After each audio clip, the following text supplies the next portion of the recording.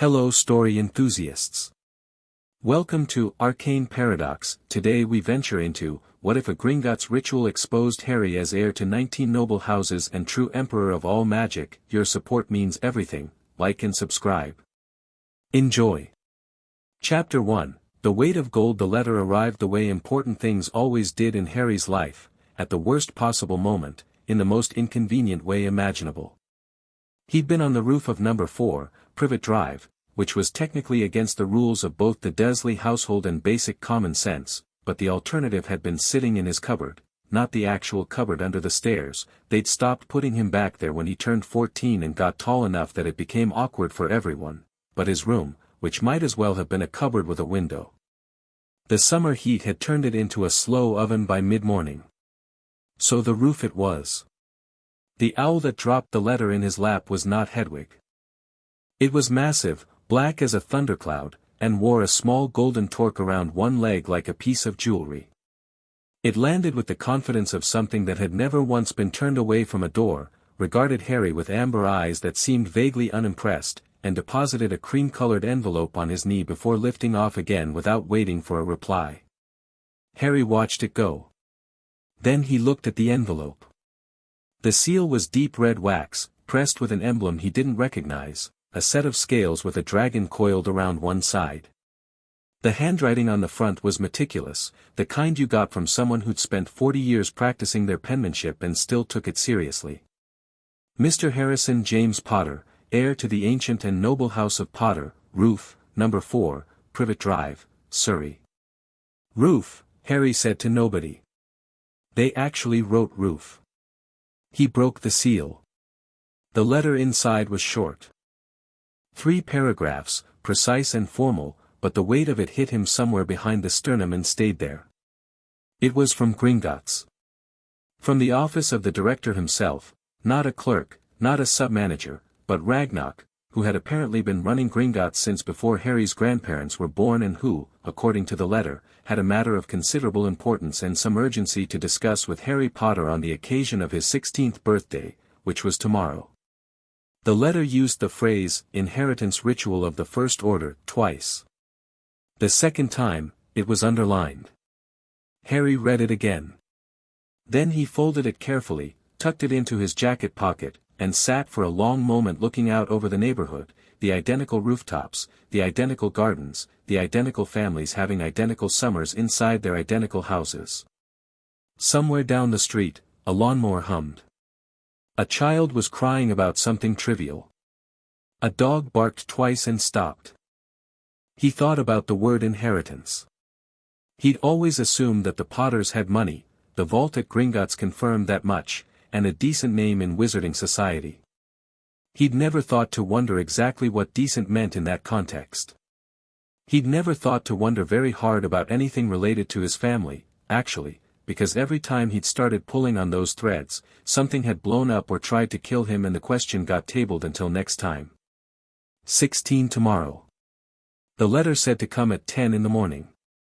Harry climbed back down off the roof, went to his room, and spent the evening writing 2 letters, one to Hermione, one to Ron, telling them not to worry, he'd explain everything after. Then he ate a reasonable dinner that Aunt Petunia had left in the kitchen, because the Dursleys had long since arrived at a détente with him based entirely on their collective awareness that he was now old enough to do something about their behavior and young enough that it would probably be impulsive. He went to bed at 11. He didn't sleep much. The next morning he was up before 6, showered, dressed in the cleanest clothes he owned, and on the first bus toward London by 7:15. He didn't tell the Dursleys. Vernon was already gone to work, Petunia was somewhere in the garden, and Dudley was still asleep. Nobody was going to miss him for a day. The city swallowed him up the way it always did, noise and motion and 10,000 people all going somewhere important. He took the underground to Charing Cross, walked through the leaky cauldron with his head down, and stepped into Diagon Alley just as the shops were opening. It was quieter than he remembered from the school rush. Quieter than he liked, actually. There was a careful, subdued quality to the alley this summer, the kind of quiet that comes from people being afraid. Voldemort had been back for just over a year. The ministry had spent 6 months denying it and the last 2 months trying to catch up to reality. People were careful with their faces in public now. They kept their children close. Harry walked past all of it and pushed open the doors of Gringotts. The goblin at the nearest desk looked up. Then he did something Harry had never seen a Gringotts employee do before. He stood, and he summoned another goblin from a side corridor with 2 sharp words in gobbledygook, and within 30 seconds Harry had been ushered away from the main hall entirely, through a door behind the main counter, down a corridor that smelled of old stone and lamp oil, and into a room that was clearly not used for ordinary banking.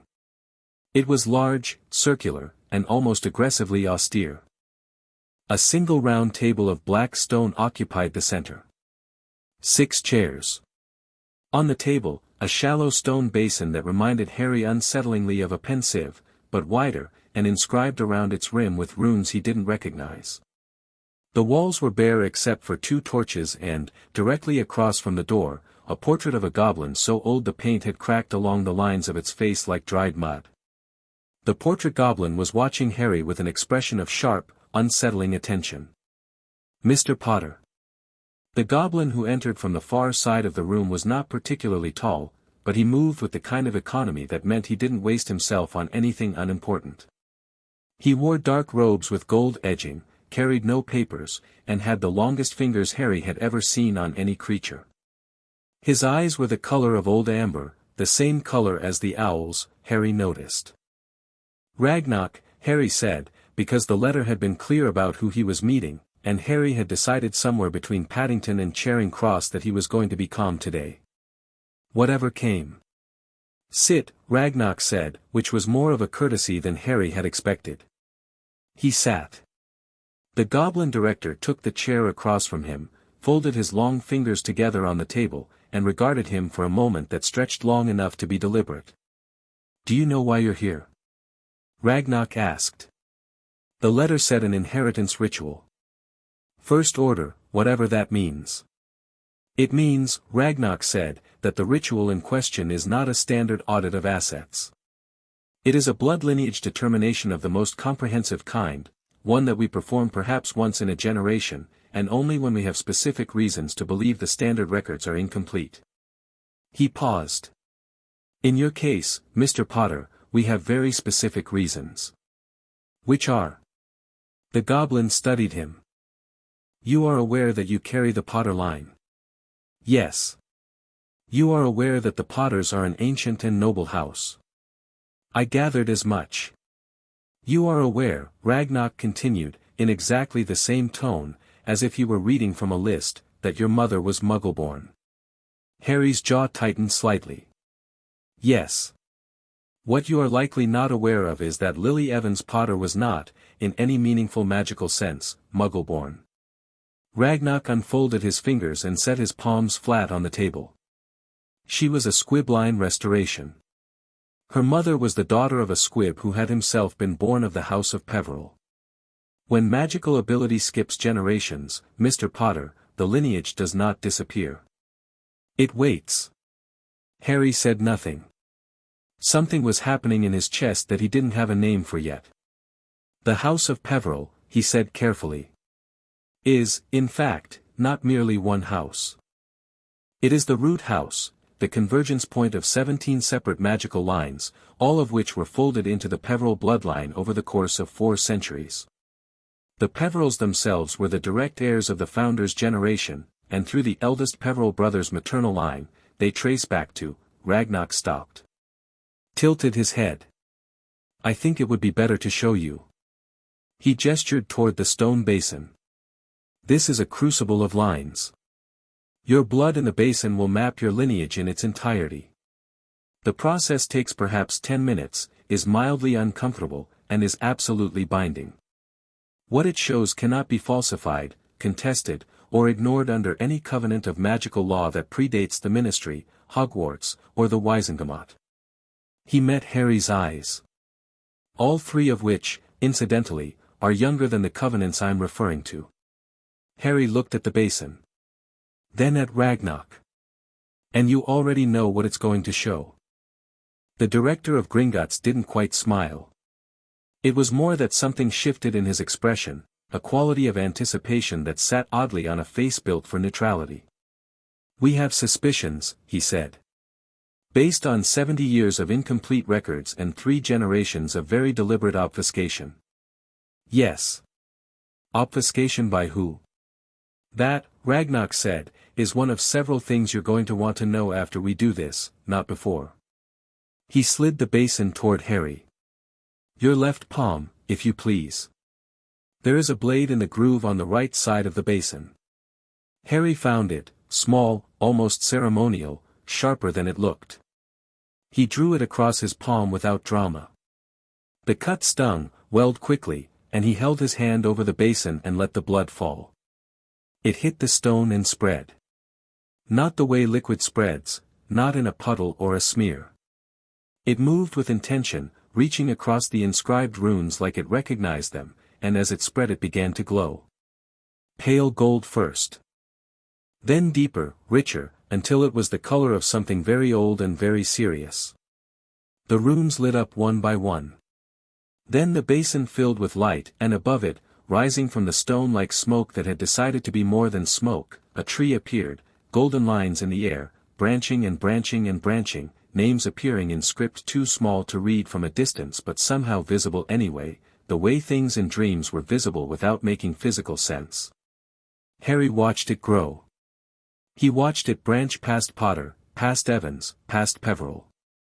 He watched lines he didn't recognize light up, Gryffindor, which stole the air from his lungs, Ravenclaw, 3 beats later, which put it back, Hufflepuff on a maternal branch that swung wide before converging, and then lines that predated Hogwarts entirely, older names, Anglo-Norman names, names in languages that hadn't been spoken in 1,000 years, and all of them feeding into the same convergence point. All of them spiraling inward toward Merlin, Harry said, very quietly. Not as an expletive. The Emery's line, Ragnar confirmed. He was watching the tree, not Harry. Through your mother's grandmother's maternal branch. Dormant for 200 years. Reawakened in you. The tree kept going. The branches kept multiplying. And then, at the top of the display, at the apex where all the lines converged into a single blazing point, words appeared that weren't a name at all. They were a title. Imperator Magici Totius. Emperor of all magic.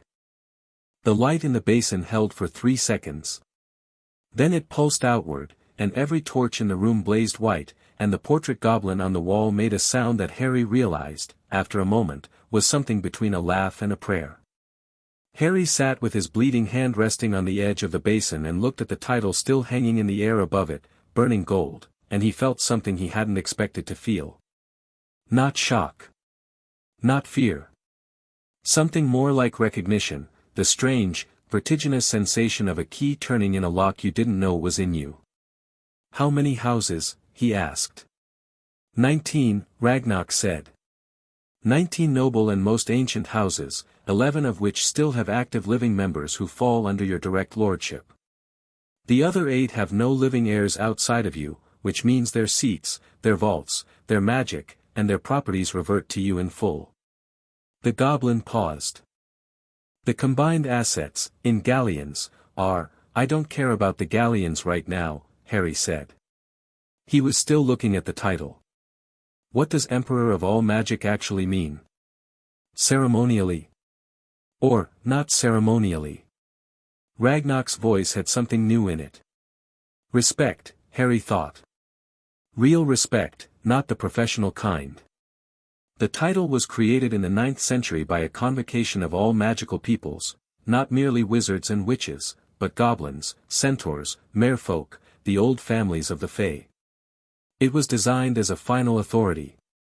A single sovereign whose bloodline would be capable of mediating, adjudicating, and if necessary overriding any magical law, covenant, or government structure on the British Isles and its magical territories. Ragnar folded his hands again. The title was claimed once, by Merlin himself, and held for 32 years.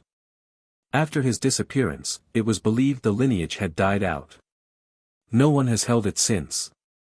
Harry stared at him. 1100 years, he said. Approximately. And the ministry does not supersede it.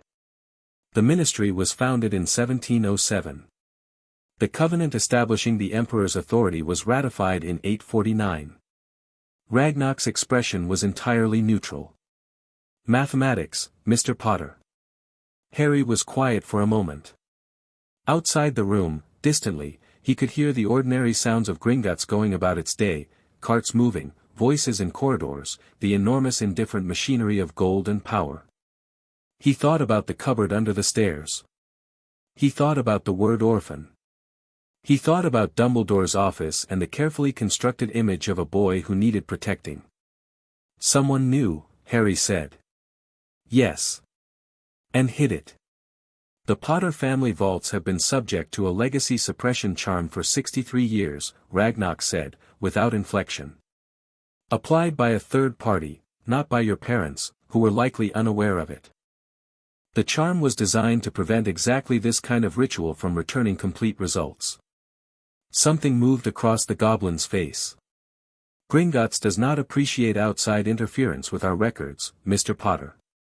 It is partly why the director himself is handling this matter.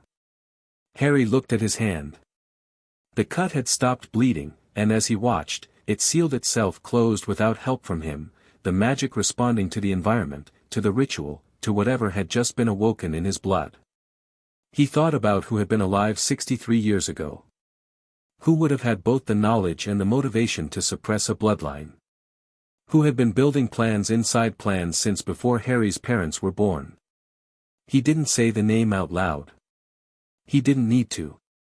I'm going to need the full documentation, he said. All 19 houses. The covenant establishing the title. The legal framework for claiming it. All of it.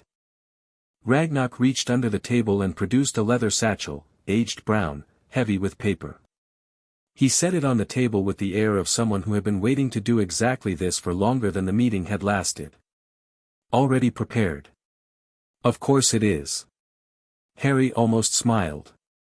He reached for the satchel. What happens now? On your end. What's the process for claiming the title officially? You will need to claim each of the noble houses individually, a formal invocation in the presence of witnesses, with the rings of lordship donned in sequence. For the houses with living members, those members will need to acknowledge the claim or contest it. For the 8 without heirs, the claim is automatic. Ragnar paused. The claiming of the Emperor's title itself requires a separate ritual, one that can only be performed at a specific location. The details are in the documentation. And when this gets out, Harry started. It already has, Ragnar said flatly. Harry stopped. Gringotts has privacy protocols, Mr. Potter. But the crucible of lines sends resonance pulses through the magical fabric as it works. It is, by its nature, impossible to perform quietly. Every senior practitioner of magical theory within range will have felt something significant occur in this building in the last 20 minutes. The goblin's amber eyes were steady. The wizarding world does not yet know what it felt. But it will ask questions. And questions will find answers. Harry absorbed this. He looked at the satchel in his hands. Then at the stone basin, still faintly warm, still carrying the ghost of that golden light. The rings, he said. They're in the vault. The Emperor's vault, Ragnar said, and this time there was no mistaking the quality in his voice. It was reverence, plain and simple, from a creature that had been alive for centuries and did not reverence easily. The vault that has not opened in 1011 years. It opened this morning, Mr. Potter. At 6:47. Before you even arrived in Diagon Alley. He let that settle. It knew you were coming. Harry was very still. Right, he said, after a moment. Let's go see it then. The carts at Gringotts descended at speeds that were, by any reasonable measure, deeply irresponsible. Harry had ridden them twice before and had more or less made his peace with the experience. The cart assigned to him this morning was different from the ones he'd taken to the public vaults. It was older, the metal worked with the same rune patterns as the crucible of lines, and it moved with a certainty that felt less mechanical and more intentional, like a horse that knew the way without being told. Ragnarok rode with him. The goblin held the sides of the cart with long-fingered ease and looked entirely unbothered by the speed and the darkness and the way the track plunged through underground chambers that opened up on either side into spaces of staggering, breath-stealing size, caverns of natural crystal lit by veins of phosphorescent mineral, pools of absolutely black water, bridges over chasms that went down further than the torchlight reached. "How deep is this vault?" Harry asked, at one point, when the cart leveled out. "Deeper than any other vault in Gringotts," Ragnarok said. "Deeper, in fact, than any vault in any Gringotts branch in the world. We estimate it descends to a level approximately equal to where we believe the genuine magical bedrock of the British Isles begins." He glanced sideways at Harry. "The vault predates the building, Mr. Potter. Gringotts was built around it." The cart slowed, then stopped. The door was unlike anything else Harry had seen in Gringotts, and Gringotts had some extraordinary doors. It was not ornate, which was almost more impressive. It was a single slab of dark stone, perfectly smooth, perhaps 10 feet tall and 6 wide, with no handle, no lock, no knocker, and no visible hinge. In the exact center, at Harry's eye level, there was a single impression the size and shape of a handprint. Ragnarok stepped back without being asked. Harry stepped forward. He could feel the door already, not with his eyes or his ears but with something behind his sternum, that same recognition feeling from the basin, but stronger now, insistent. He raised his right hand and pressed it flat against the stone. The door knew him immediately. It didn't swing open. It didn't slide. It simply ceased to be a barrier, the stone softening and stepping aside the way heavy curtains might, leaving an opening that led into light, warm amber light, the color of the morning sun, which made no logical sense this far underground. Harry walked through. The vault was not what he'd expected. He'd half imagined another version of his own vault, piles of coins, maybe some heirlooms. What he walked into was a room the size of Hogwarts's Great Hall, and it was alive with the same quality of ancient magic that lived in the forest and the lake and the deepest parts of the castle. The floor was smooth stone. The ceiling was high and lost in shadow. Around the edges of the room, on stone shelves and in glass cases and on wooden pedestals that had been old before England had a name, were objects, hundreds of them, maybe thousands, artifacts and tomes and instruments he couldn't begin to name.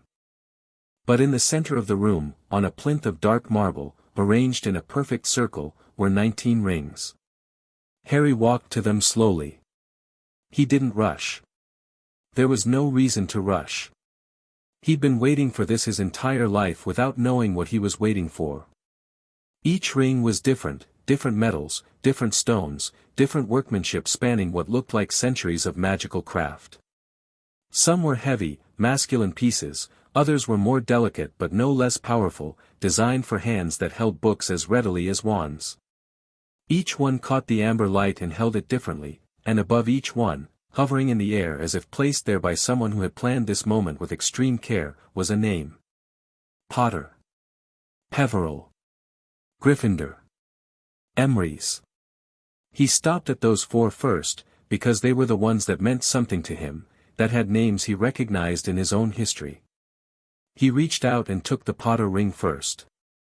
Slid it onto the ring finger of his right hand, where it resized itself with a warmth that spread up his arm and into his shoulder and settled somewhere around his heart like a cold catching. Peveril went beside it, and the warmth doubled. Not uncomfortable. Something like the feeling of standing in front of a fire after a very long time in the cold. Gryffindor he held for a moment before putting it on. It was a heavy thing, dark gold, with a ruby that seemed to have a light source inside it that had nothing to do with the room's ambient glow. When it settled on his finger, something happened to the air around him, a subtle pressure change, a sharpening of detail, as if the world had adjusted slightly to account for what he now was. Emrys was small. Quieter than the others in appearance, a plain silver band with a single clear stone that could have been diamond or could have been something that had no name in any jeweler's catalogue. It went on the middle finger of his right hand, and when it touched his skin, Harry felt every other ring respond, the warmth in his arm becoming a current, running from stone to stone to stone like a circuit completing, and he understood in that moment, wordlessly and completely, that these 19 pieces of jewelry were not separate objects. They were one object, and he was the mechanism that unified them. He went through the rest with focus and purpose, Ravenclaw, Hufflepuff, which he'd honestly not expected and which made something complicated and warm move through him, Slytherin, which made something different and equally complicated move through him, and then 12 more names that meant less to him personally but were no less real in their weight, their warmth, their sense of recognition. The 19th ring went on his left thumb. It was larger than the others, almost ostentatious, deep gold with a stone that cycled through colors as he watched, red to blue to green to silver, the 4 houses of Hogwarts, then beyond them into colors he didn't have words for. The moment it settled, every ring on both his hands lit up simultaneously, briefly, and the room responded, the amber light swelling and fading and swelling again, and deep in the stone beneath his feet, something thrummed like a heartbeat. Harry stood in the center of the vault with 19 rings on his hands and felt the magic inside him do something it had never done before. It had always been reactive, responsive to emotion, responsive to danger, occasionally responsive to particularly strong feeling. Now it aligned. Like a river that had been running in 20 directions simultaneously finding a single bed and moving with one current, clean and deep and faster than he'd realized it could go. He took a breath. He let it out. He turned around and walked back toward Ragnarok, who was standing at the vault door with an expression that was composed and professional and, under both of those things, unmistakably moved. "The vault is yours," the goblin said. "Whenever you need to access it." "Good." Harry stopped in front of him. "I'll need time with the documentation. A few days, maybe a week, before I move formally. And I'll need Gringotts to maintain confidentiality for as long as reasonably possible. I understand the resonance has already gone out, but names travel faster when Gringotts confirms them." Ragnarok inclined his head. "Gringotts' discretion is guaranteed. But you are correct that names travel fast." He paused. "There is one more thing. The Emperor's vault contains a letter. On the pedestal where the rings were held, a letter addressed to you, placed there approximately 1,000 years ago." The goblin's expression was carefully controlled. "We verified the placement. We cannot explain it." Harry looked back into the vault. The pedestal the rings had rested on did indeed have something on it he hadn't noticed before, a cream envelope, old beyond what should have been possible without decaying, lying flat against the marble. He went back for it. He didn't open it there. He tucked it into the satchel, smoothed the leather flap closed, and looked around the vault one more time, at the artifacts, the tomes, the accumulated material legacy of 19 houses and 1,000 years of dormant waiting. "Everything in this vault," he said, "is yours," Ragnarok confirmed, from the doorway. Harry nodded once, walked back out, and the stone closed itself behind him as if it had never been open at all. They rode the cart back up in silence. Harry used the time to think, which was something he was historically not great at under pressure but which he found, this morning, came easier than he expected. The ring sat warm and solid on his hands. The satchel sat on his knees. The cart moved through the dark at the speed of something inevitable. He was 16 years old. He had spent the first 11 years of his life sleeping in a cupboard and having his oddness systematically punished out of him. He had spent the next 5 being chased by various manifestations of the darkest wizard in a century while also trying to pass his OWLs. He had been used as a pawn, a weapon, a symbol, a scapegoat, and a cautionary tale, all before his voice had finished breaking. And this morning he had walked into a bank and walked out as the Lord of 19 houses and the first Emperor of all magic in 11 centuries. He thought it was probably fine to feel multiple things about that simultaneously. The cart reached the surface. The light of the main hall came up around them, the ordinary noise of Gringotts, the smell of old stone and torch smoke, the dozens of goblins at their stations going about the business of managing the wealth of a magical world. For a moment, nothing was different. Then a goblin near the door looked up and saw Harry, and stopped what he was doing. Then another. Then 3 more along the far wall.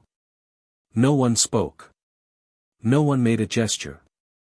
They simply stopped, the way a room stops when it becomes aware of something significant in it, and looked. Harry walked through the main hall and pushed out through the front doors. The morning sun hit him full in the face. Diagon Alley stretched away in both directions, the shops and the crowds and the ordinary life of the wizarding world carrying on as it always did, oblivious. A pair of witches were arguing outside Madame Malkin's. An owl was making a catastrophe of someone's ice cream. 3 kids his age were running toward quality Quidditch supplies. He stood on the steps of Gringotts with a leather satchel full of history on his shoulder and 19 rings warm on his hands, hidden under his sleeves, and he looked at the alley and felt the changed shape of the world around him. He had exactly 2 thoughts in the first 3 seconds. First, Hermione was going to lose her mind when she found out. Second, and slower, and more serious, settling into him like those rings had settled, one by one, connecting, lighting up, forming a current, someone had suppressed this for 63 years. Someone had known what he was and had chosen to keep him small, keep him manageable, keep him in the dark. Someone had been running the board since before his parents died. He was 16 years old. He was no longer in the dark. He went to get himself a coffee from the small cafe at the end of the alley and read the ancient letter from Merlin's vault, and he let himself be Harry Potter for one more ordinary hour before he walked back into the world as something else entirely. The letter said 3 things. The first was a greeting, in handwriting so old and powerful that the page still thrummed faintly under his fingertips, the ink drawn in something that was not quite ink and had not faded by a single shade in a millennium. To the one who opens this vault, you are known to us across time. The blood that found these rings has been waited on. Rise to what you are without hesitation and without apology. The magic of this world requires a sovereign, not a soldier. This has always been true. The second was a set of 3 words in a language Harry didn't recognize, but somehow, sitting in a small cafe in Diagon Alley on the morning of his 16th birthday with 19 rings on his hands and the magic running clean and aligned through every vein in his body, understood. The third was a name, a single name, underlined twice. The name of the person who, the letter said, would be his greatest obstacle. Harry looked at the name for a long moment. He put the letter carefully back in the satchel. He finished his coffee. He stood up, slung the satchel over his shoulder, and walked back into the morning. Chapter 2, The Lords Come Calling. The news broke at dinner. Harry knew because he was eating a sandwich in his room at Grimmauld Place. He'd gone there directly from Diagon Alley, because Grimmauld Place was technically his and technically warded, and he'd needed somewhere to think that wasn't Privet Drive, when the fireplace in the drawing room downstairs erupted green, and then erupted green again, and then a 3rd time before he'd even gotten down the stairs. By the time he reached the landing, 3 people were already in the room. Hermione was first. She was in summer clothes, hair everywhere, and she had the look on her face that meant she'd been interrupted mid-research, which was the only thing that could make Hermione Granger look genuinely agitated. She was holding a book with her finger still in it as a placeholder, which told Harry everything about how fast she'd moved. Ron was second, red-faced from whatever he'd been doing at the Burrow, a smear of what was either dirt or degenoming residue on his left forearm. He looked between Harry and the room and said, "What did you do?" Neville was third, which surprised Harry more than either of the others. He arrived through the floor looking like he'd dressed in a hurry, robes thrown over what appeared to be gardening clothes, and his face when he turned around and saw Harry had a quality to it that Harry couldn't immediately categorize. Not shock. Something more like the expression of a person who has suspected something for a long time and is having it confirmed. "What happened?" Hermione said, already moving toward him. Her eyes had gone straight to his hands, because Hermione's eyes always went to the most important thing in the room. "Harry. What are those?" He hadn't pulled his sleeves down. The rings were visible, 19 of them across both hands, warm in the drawing room's low evening light, the colors shifting and steady at once. He looked down at them, then at her, and said, "Sit down." All of you. This is going to take a while. Oh, that's never a good start, Ron said, and sat down. He told them everything. He told it straight, without editorializing, in roughly the same order it had happened: the letter, the ritual, Ragnarok, the tree above the basin, the vault, the 19 rings. He told them about the title. He told them about the legacy suppression charm and the 63 years and what that implied. He put the leather satchel on the coffee table and left it there as a physical object they could touch and verify if they needed to. He did not tell them about the letter from the vault. Not yet. The name inside it sat in the back of his mind like an ember in dry grass, and he needed to think about it properly before he spoke it out loud. When he finished, the room was quiet for roughly 4 seconds. Then Hermione said, "I need the documentation," and reached for the satchel with both hands, and Harry let her have it. Ron was looking at the rings with an expression of concentrated disbelief. "So when you say Emperor, I mean Emperor of all magic." "The title is Imperator Magici Totius," Hermione said, without looking up from the papers she was already pulling out. "Which translates from ecclesiastical Latin as, yes, Emperor of all magic." Harry. She looked up. "This charter dates to 849 AD. I know. This predates the ministry by 858 years. I know. The legal weight of this is," she stopped. Made a sound that was entirely involuntary, the noise of a brain encountering something too large for its current framework and scrambling to build a bigger one. "Harry, this supersedes everything. The Wiesendamat, the Ministry, the International Confederation, the British Isles and Magical Territories," Harry confirmed. "That's the jurisdiction." She stared at him. Then went back to the papers, reading faster. Ron had stopped looking at the rings. He was looking at Harry now, with a different expression, more careful, more searching.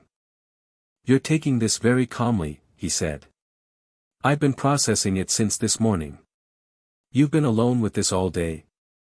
"I needed to think." Ron nodded slowly. "Right. Okay." He paused. "And you're sure it's real?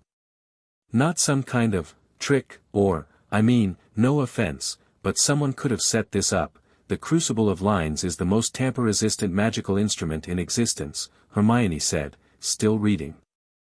"Goblins have been refining it for 3,000 years. You'd need to corrupt the magic in Harry's actual blood to falsify a result, which would be impossible," Neville said quietly. Everyone looked at him. He'd been sitting very still in the armchair by the window since Harry had started talking, and Harry realized now that he'd been almost unnaturally quiet. Neville, who normally filled silences with some small movement or question, gone completely interior. "My grandmother has a crucible reading in our family vault," Neville said. "Done 2 generations back, when there was a question about the Longbottom inheritance. She talks about it like it's the last word on any subject." He met Harry's eyes. "If Gringotts ran this and Ragnarok himself was present, it's real." "I know it's real," Harry said. He wasn't impatient about it. He just knew. Neville held his gaze for another moment. Then he said, carefully, as if measuring each word before releasing it, "The Longbottoms are an ancient and noble house." "Yes," Harry said. Is our house," he stopped. Started again. "Are we on the list?" Harry looked at him steadily. "You're on the list, Neville." The room shifted. Hermione's page-turning slowed. Ron sat up straighter. Neville exhaled. It was a long, complicated breath, the kind that carries several years of something in it. "So technically," he said, very quietly, "I'm your vassal." "Technically," Harry agreed. "But I wouldn't put it that way." "How would you put it?" "I'd say you're the most capable person I know for what's about to be needed," Harry said, "and I'm hoping you'll stand with me on purpose rather than by obligation." He paused. "There's a difference." Neville looked at him for 3 full seconds. Then he nodded once, slowly, the way people nod when they've made a decision they've actually been building toward for a while without realizing it. "All right," he said. "Yeah. All right." Ron made a sound. "I feel like I'm watching something historic happen and I'm not entirely dressed for it." "You have dirt on your arm," Hermione confirmed. "That's honestly worse." They stayed up late.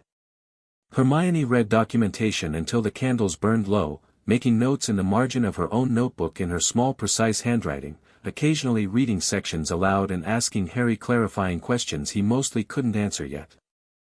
Ron made tea at some point and sandwiches at another point and was generally indispensable in the way that Ron was always indispensable in situations that required someone to stay practically functional while everyone else operated at a higher theoretical altitude.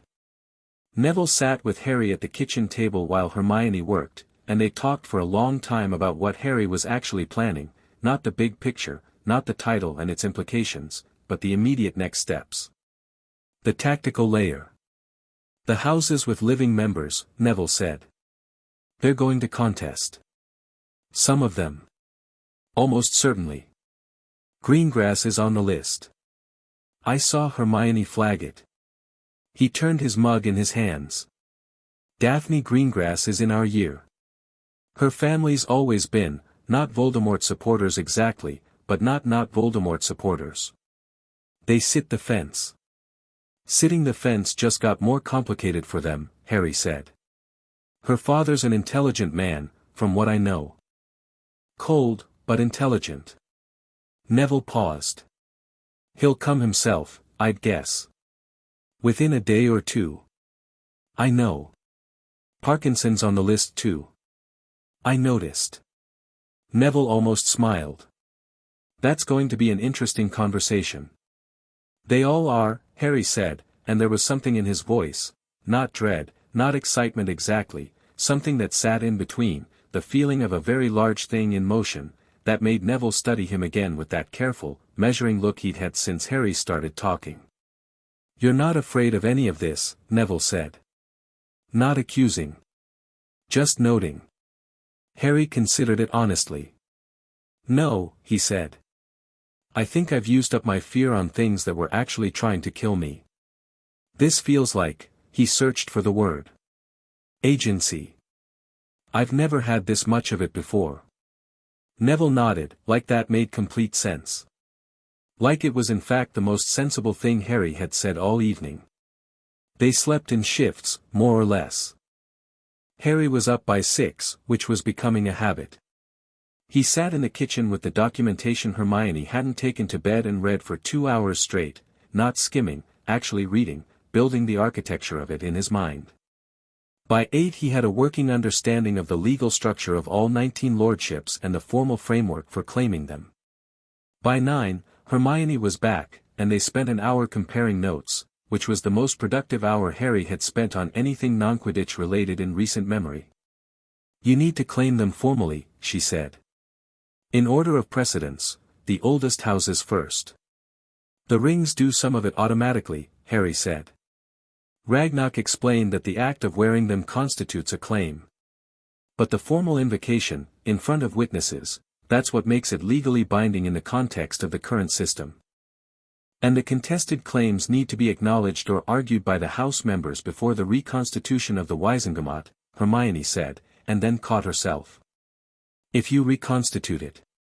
I'm getting ahead of things." "It's fine. It's where this is going." She looked at him over her notebook. "You're sure?" "Because what you're describing, Harry, this will completely reorganize the power structure of magical Britain. People are going to fight you on this." "I know. Dumbledore, I know," he said again, quieter. She heard what was in it. She closed her notebook partway, a gesture of setting aside the analytical mode. "How long have you known?"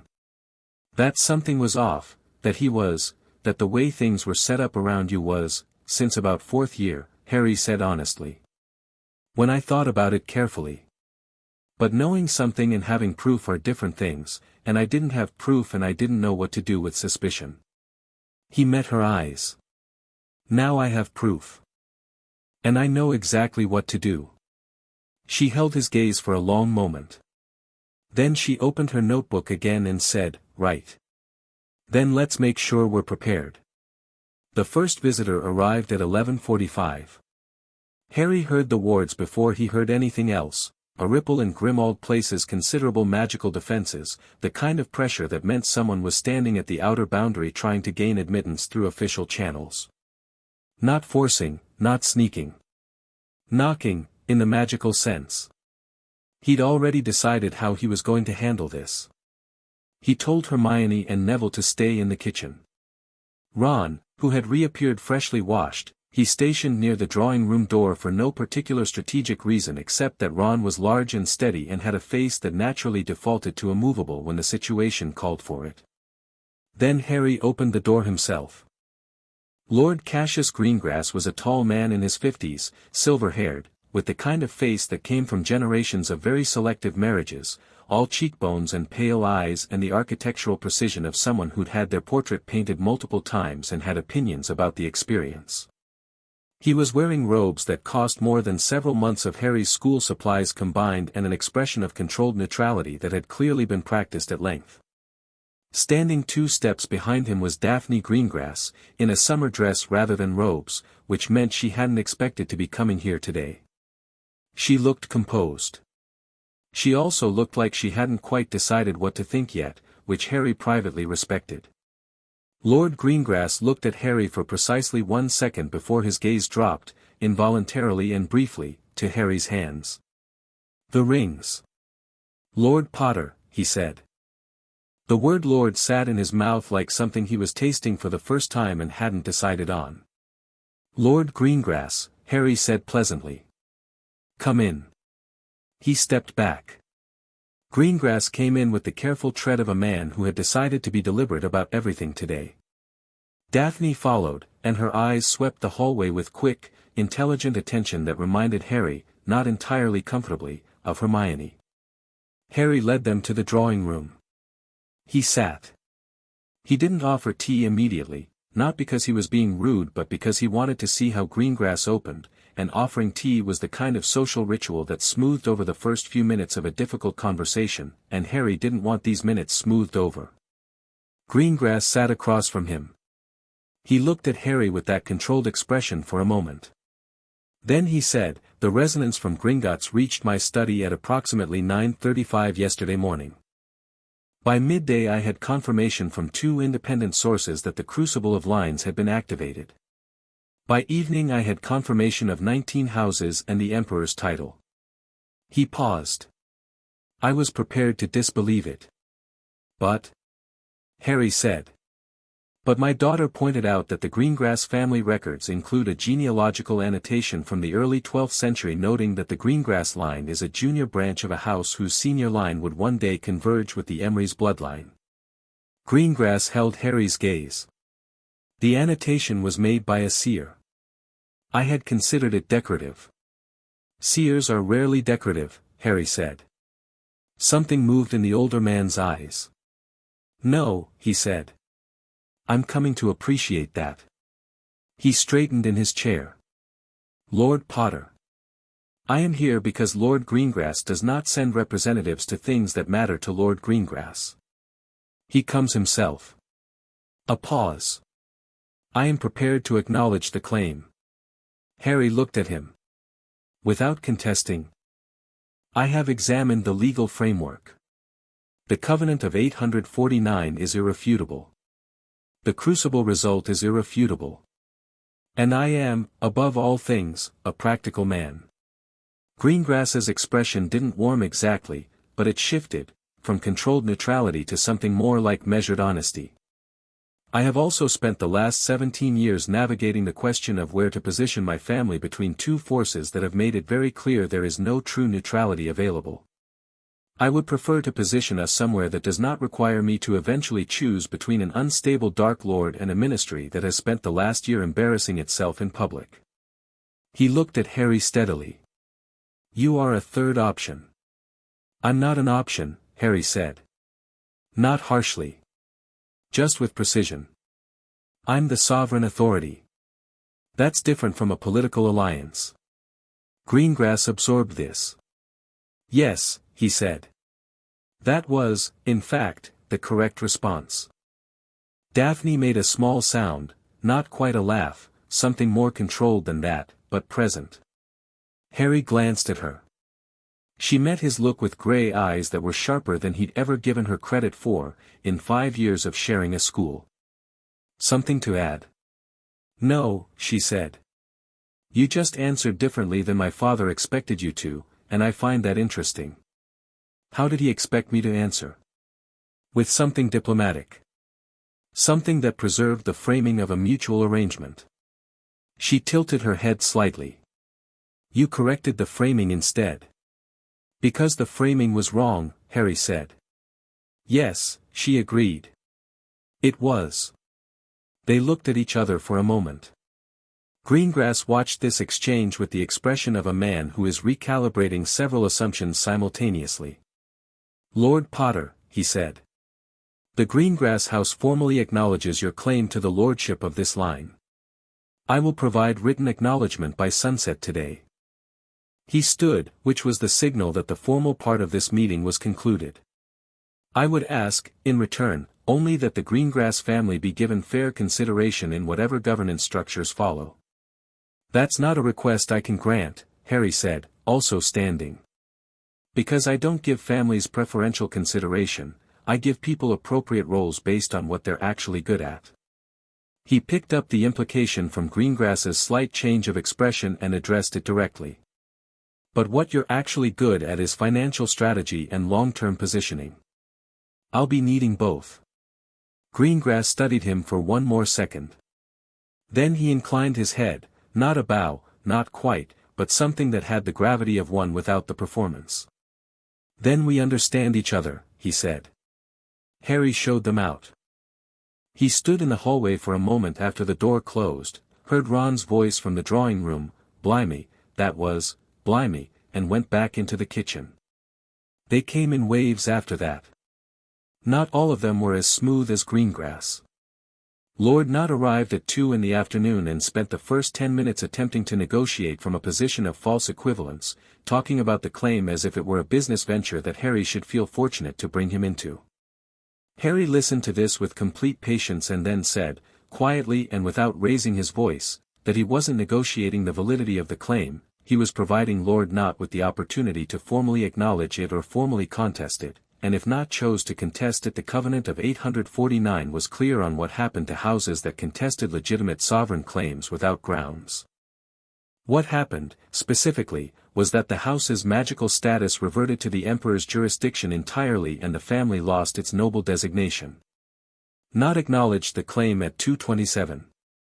A representative from the Zabini family came at 4, not Lord Zabini, but a solicitor, immaculately dressed, with a letter of acknowledgement already signed and sealed.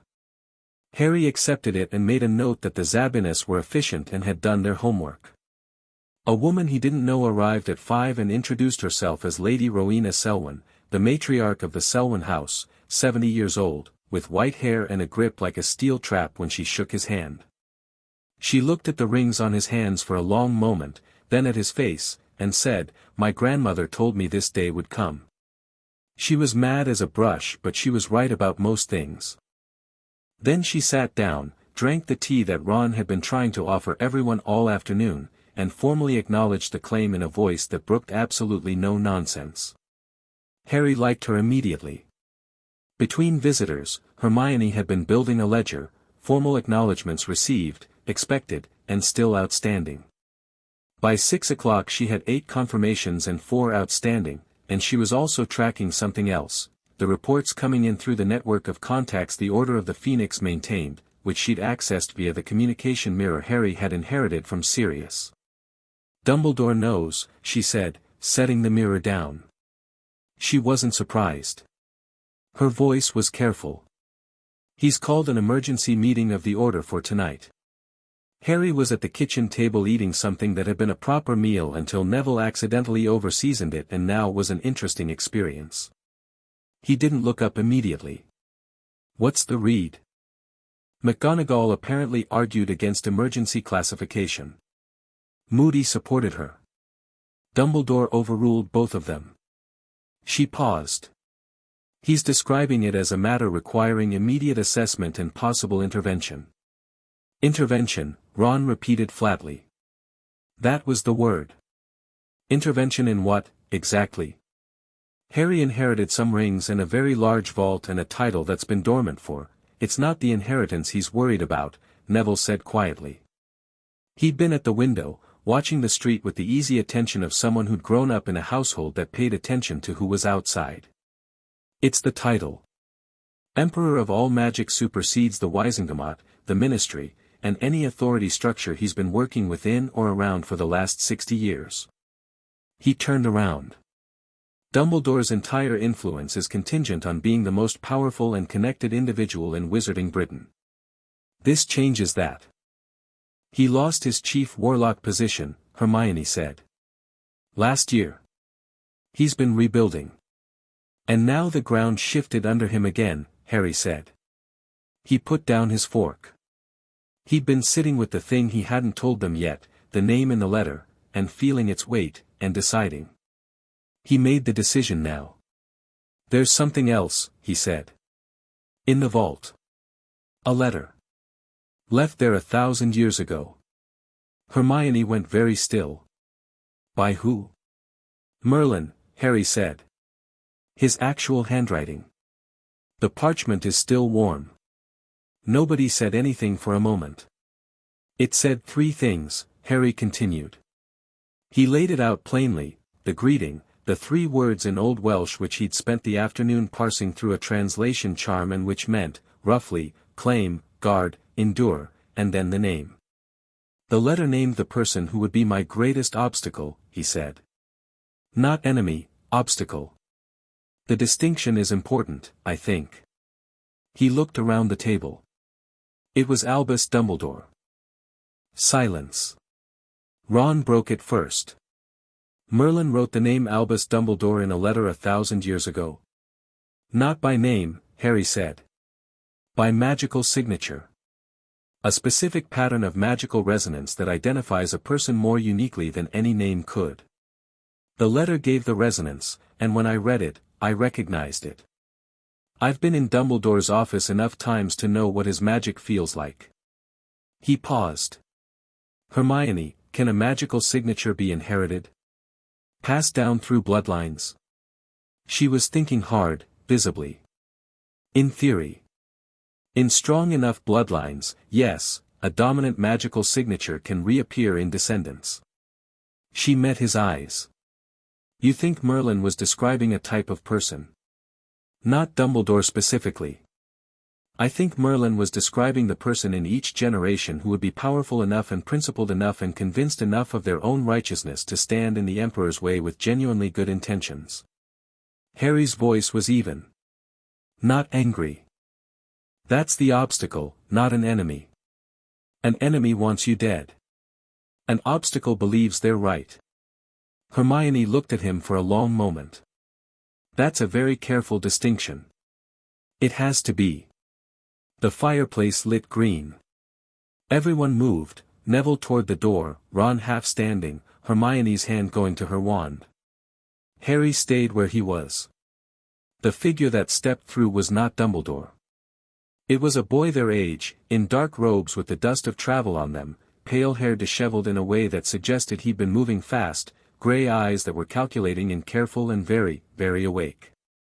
Draco Malfoy looked around the kitchen of Grimmauld Place with an expression of controlled distaste that lasted approximately 2 seconds before he set it aside, deliberately, like someone putting down a piece of luggage they've decided they no longer need to carry. He looked at Harry. At the rings. And something in his face did what his face almost never did, it told the truth. I've come alone, Draco said. My father doesn't know I'm here. My mother suspects and didn't stop me, which amounts to the same thing. He didn't move further into the room. He stood just inside the hearth, still half in the fireplace glow. The Malfoy family is on your list. It is, Harry confirmed. I'm going to tell you something that is going to sound like it's about strategy, Draco said, with precision. But it's actually about survival. Mine, and my mother's. He met Harry's gaze and held it. My father is going to try to contest your claim. He already contacted 3 other families this afternoon to build a coalition. He believes that if 5 noble houses formally contest simultaneously, the legal proceedings will take long enough that Voldemort can consolidate power and the question becomes moot. His jaw was tight. He told me this at dinner as if it were good news. Harry said nothing. I'm not here to beg, Draco said, and the word beg landed with a kind of self-aware emphasis. He knew exactly what it would look like and he was naming it before anyone else could.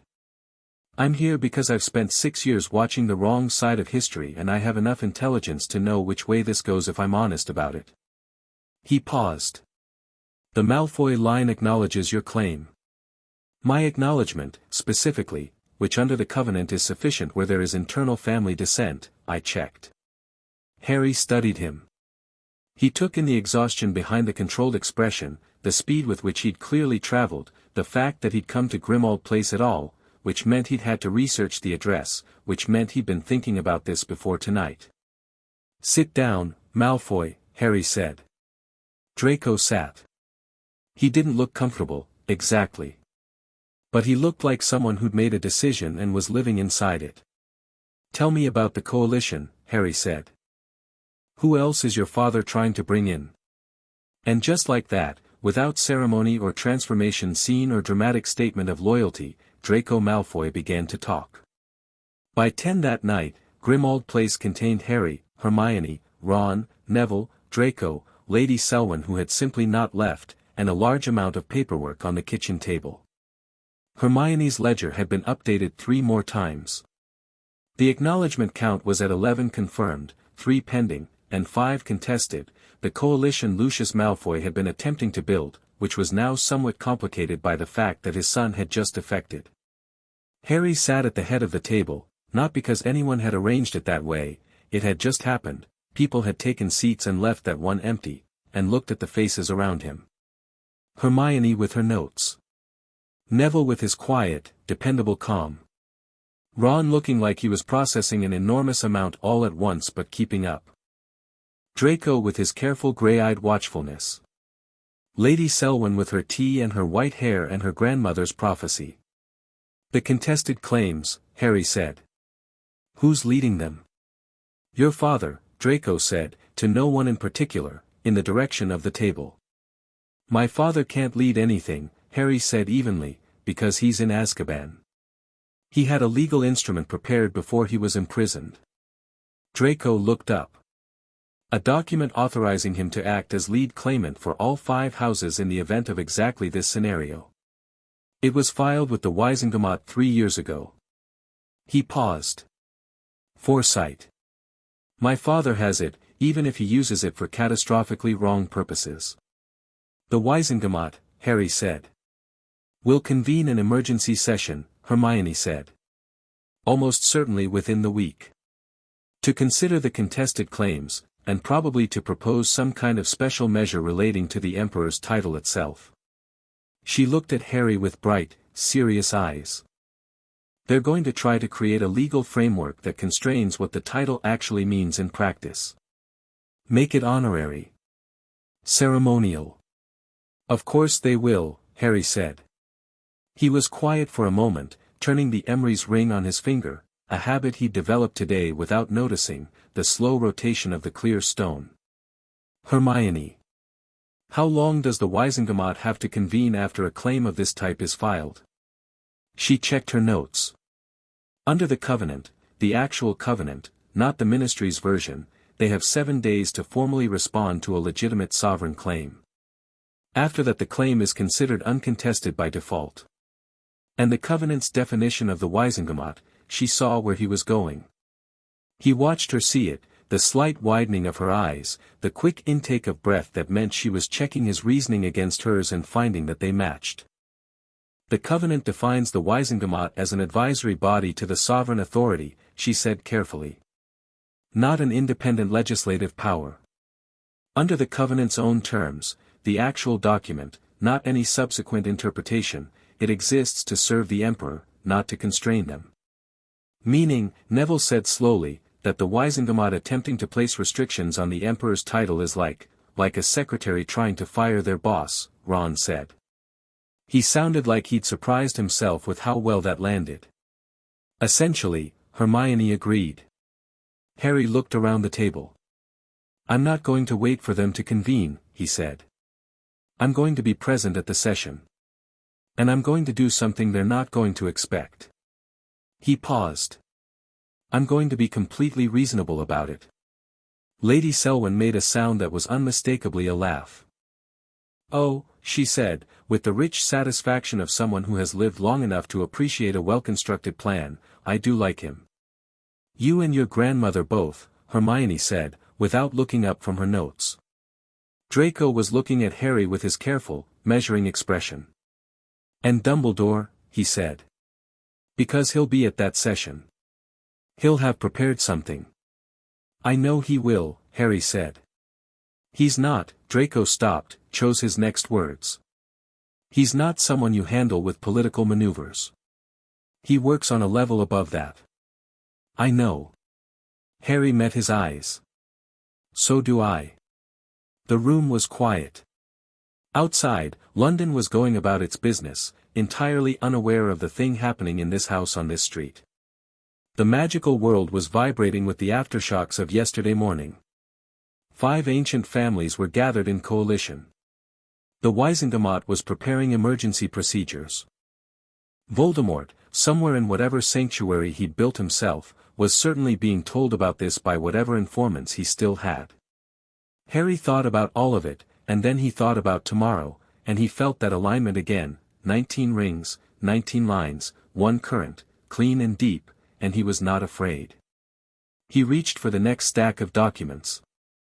All right, he said. Let's keep working.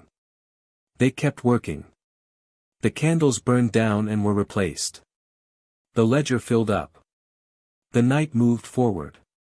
And by the time the first grey light of dawn was coming through the narrow windows of Grimmauld Place, Harry Potter had something he'd never had before. Not wealth. Not a title. Not a political position. A table of people who were choosing, deliberately, with full knowledge of what it meant, to sit at it with him. He thought that was probably the most important thing in the room. Chapter 3, The Professor's Gambit. The Wizengamot emergency session was called for Thursday. Harry found out on Tuesday morning, via a formal notification scroll that arrived by Ministry Owl, Pearl White Bird, official red ribbon, the kind of correspondence that assumed you would be intimidated by its presentation. He read it over breakfast, handed it to Hermione, and poured himself more coffee. Hermione read it twice. Disputed legitimacy, she said. They actually wrote disputed legitimacy. Brazen, Lady Selwyn agreed, from the armchair she had effectively annexed since arriving 2 days ago. She had sent for clothes. Harry had decided she was simply living here now and had stopped questioning it. They're framing it as a property dispute, Hermione said. If they can keep it in that framework, keep it in their existing legal structures, they can handle it using existing procedures. Which keeps them in control of the process. She looked up. We can't let them set the terms. We won't, Harry said. Draco looked up from the corner of the table where he'd been working through the contested claims documentation with the focused, precise attention of someone who'd been raised to understand legal political strategy the way other children were raised to understand table manners. The coalition will file its formal contest today or tomorrow, he said. They need it registered before the session. My father will have coordinated through proxies. He has 2 solicitors on retainer who specialize in exactly this kind of obstruction. How do you know your father's timeline? Ron asked. Draco looked at him with an expression that wasn't quite condescension. It had evolved past that, over the last 2 days, into something more like the impatience of someone who has left a particular mode of being behind and occasionally forgets that others haven't watched the transition. Because I've been watching him operate my entire life, he said flatly. And because he sent me an owl last night asking if I'd heard anything about Potter's plans, which means he's trying to find out if his intel network has gaps. It does. I'm one of them. Ron absorbed this. Right. That's, yeah, fair. Neville was at the window again, his default position, turning a small plant over in his hands, something from the Grimmauld Place garden he'd been rehabilitating since day one, because Neville couldn't be in a building without improving its growing things. "There's an owl on the street," he said. "Not Ministry. Hogwarts seal." Everyone went quiet. Harry didn't move. He felt the shape of the moment, who it was from, what it would say. He knew before Neville brought it to him. He could feel it with the same certainty as the vault door, the same recognition, the way a body knows the weather before the windows opened. He took the letter. Broke the seal. Dumbledore's handwriting was purple and elaborate and somehow managed to make even administrative language sound like it was being delivered from a great height. "My dear Harry, I write with both warmth and urgency. The events of the past days have set in motion consequences that I fear you may not yet fully appreciate, coming as they do with no preparation and no guidance. I hope you will allow an old man, who has only ever wished the best for you, to meet with you before Thursday's session, privately, and without the various parties who have recently attached themselves to your situation. There are things you need to understand about the title you have inherited and the weight it carries. There are things I should have told you sooner, and for that delay I owe you both an explanation and an apology. I will be at Grimmauld Place on Wednesday at noon, if you are willing. Yours with great affection and concern, Albus Percival Wulfric Brian Dumbledore." Harry read it once. He set it on the table face up. "He's coming tomorrow," he said. Hermione read it over his shoulder. He watched her jaw tighten slightly, the small, controlled tell that meant she was angry and was choosing not to perform it. "He says he has things to explain," she said. "Things he should have told you sooner." "Yes. He's going to apologize," she said. "And then he's going to try to guide you."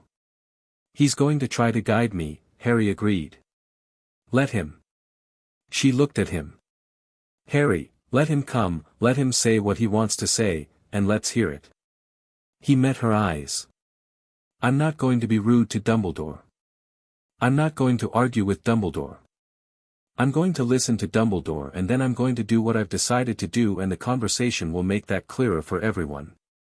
Lady Selwyn was watching him with bright, ancient eyes. "The boy has instincts," she told no one in particular. "The boy is sitting right here," Ron said. "I know," she said pleasantly. "I'm talking to history." Wednesday arrived grey and close, the sky pressing low over London like a held breath. Harry was dressed and downstairs by 9, which gave him 3 hours. He used them well. He and Hermione went through the legal framework one more time, not because he'd forgotten it, but because saying things out loud in sequence was how he built the architecture of an argument, and Hermione was the only person whose counterarguments were worth testing against. She challenged 3 of his interpretations with genuine force. He revised 2 of them, held firm on the 3rd. She conceded the 3rd with a look that meant she wasn't done thinking about it but accepted the current position. Neville had written to his grandmother. Augusta Longbottom's reply had arrived late Tuesday, a single paragraph, characteristically direct, that said, "The Longbottom family has waited for this for 6 generations. Do not embarrass us." Neville had read it twice, put it in his pocket, and hadn't mentioned it again, which Harry recognized as him carrying it properly. Draco spent the morning writing, in his precise aristocratic hand, 3 separate letters, one to his mother, one to the family solicitor, and one that he didn't explain and that Harry didn't ask about. He sealed all 3 with the Malfoy wax press he'd apparently carried with him, sent them via separate owls, and returned to the table looking like a man who has burned bridges deliberately and is watching the smoke with clear eyes. Ron ate a large breakfast and then another one, which was how Ron processed anxiety, and Harry let it happen without comment because there was something deeply settling about Ron's appetite in difficult situations. It meant the world was still basically functional. At 11:58, the wards registered a presence. At noon exactly, Dumbledore arrived. He looked, Harry thought, exactly the same. There was something almost aggressive about how unchanged he was, the half-moon spectacles, the robes in a shade that walked the line between purple and blue, the silver beard, the hands folded with practiced patience. He stepped into Grimmauld Place's hallway with the ease of someone who had been here many times, which he had, and looked at Harry with those blue eyes that were famous for appearing to look through you and see something better. "Harry," he said warmly. "Thank you for seeing me." "Of course," Harry said. "Come through." He'd arranged the drawing room deliberately, not dramatically, nothing theatrical, just the chairs placed to take away the automatic advantage that Dumbledore usually held in conversations by virtue of his height and his tendency to occupy spaces as if they'd been designed around him.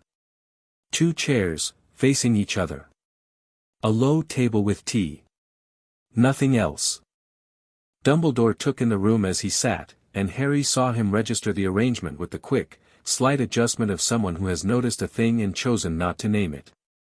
He poured the tea himself, which was also deliberate. It was his house, his table, his tea. "The others?" Dumbledore asked, with warm neutrality. "In the kitchen," Harry said. This seemed like a conversation for two. "Quite." Dumbledore wrapped both hands around his cup. He looked at Harry for a moment with an expression of such genuine concern, such authentic warmth, that Harry felt it, felt the pull of it, the long conditioning of 6 years of trust and gratitude and the specific love a student carries for a teacher who made them feel seen. He sat with it and kept his hands steady and waited. "I should have told you about the Gringotts records years ago," Dumbledore said. "When you first came to Hogwarts, I knew there were irregularities in the Potter lineage documentation. Things that a full inheritance audit would surface." He paused. "I made a choice not to pursue them. I believed, at the time, that the knowledge would be more burden than benefit for a child already carrying so much." "You suppressed the lineage charm," Harry said. "A bit. Very brief. The legacy suppression was applied by another party, years before the charm was renewed 14 years ago," Harry said. "Gringotts can date these things quite precisely. 14 years ago, when I was 2. After my parents died. The original application was 63 years ago, yes, but the renewal was specific and recent and required someone with direct access to ministry-level charm work." He held Dumbledore's eyes. "I'm not accusing you. I'm noting what the documentation shows." Dumbledore was quiet for a moment. The warmth in his expression didn't disappear, it was too deep for that, too genuinely felt, but something behind it shifted, a subtle repositioning, the way a chess player adjusts when the board shows them something they hadn't fully anticipated. "You've done considerable work in the past 2 days," he said. "I had good help." "Yes." A slight pause on the word. "Harry, what I want you to understand, what I hope you'll hear from someone who has watched power of this magnitude damage people before, the title you've inherited is not simply an inheritance. It is a weight that has broken greater wizards than either of us. Merlin himself held the title for 32 years and by most accounts governed well," Harry said. "The historical record on that is fairly consistent. The historical record is incomplete. All historical records are incomplete. That's not an argument against the present." Dumbledore looked at him. Not with surprise. Dumbledore, Harry suspected, had long since stopped being surprised by individual moments and had moved to a mode of continuous recalibration, but with something that was almost appreciation, shadowed by something else. "You've grown," he said, and it was genuine. "I'm 16, Harry said. "It's expected. I mean something more than age." Dumbledore set down his tea. "Harry. What I came to tell you, what I believe you must hear before Thursday, is that the Wisengamot will propose a governance compact. A formal structure that would allow the Emperor's title to be recognized while creating a joint council to advise and, in certain circumstances, moderate the title's legal authority." He let that settle. "I helped draft it." Harry looked at him for a long moment. "You helped draft a legal document to limit the authority of a title you were simultaneously suppressing evidence of," he said. "Just so I understand the sequence." The room was very quiet. "The intent," Dumbledore said carefully, "was never to diminish you. The intent," Harry said, "was to manage me. There's a difference between those two things, but I don't think it's the difference you believe it is. He leaned forward slightly. You've been managing me since before I was old enough to speak. The Desleys, that placement was yours, wasn't it? The Blood Wards. For your protection, I know why you did it. I understand the logic. Lily's sacrifice, the blood connection, the protections it generated. Harry's voice was even, not heated. I'm not saying you did it without reason. I'm saying you made every decision about my life based on what you needed me to be for the war you were fighting, and you did it without ever asking me if I wanted to be that thing. He paused. I didn't know enough to want anything different. That was, I think, something you relied on. Dumbledore was very still. I'm not angry about it, Harry said. I want to be clear about that. I understand why.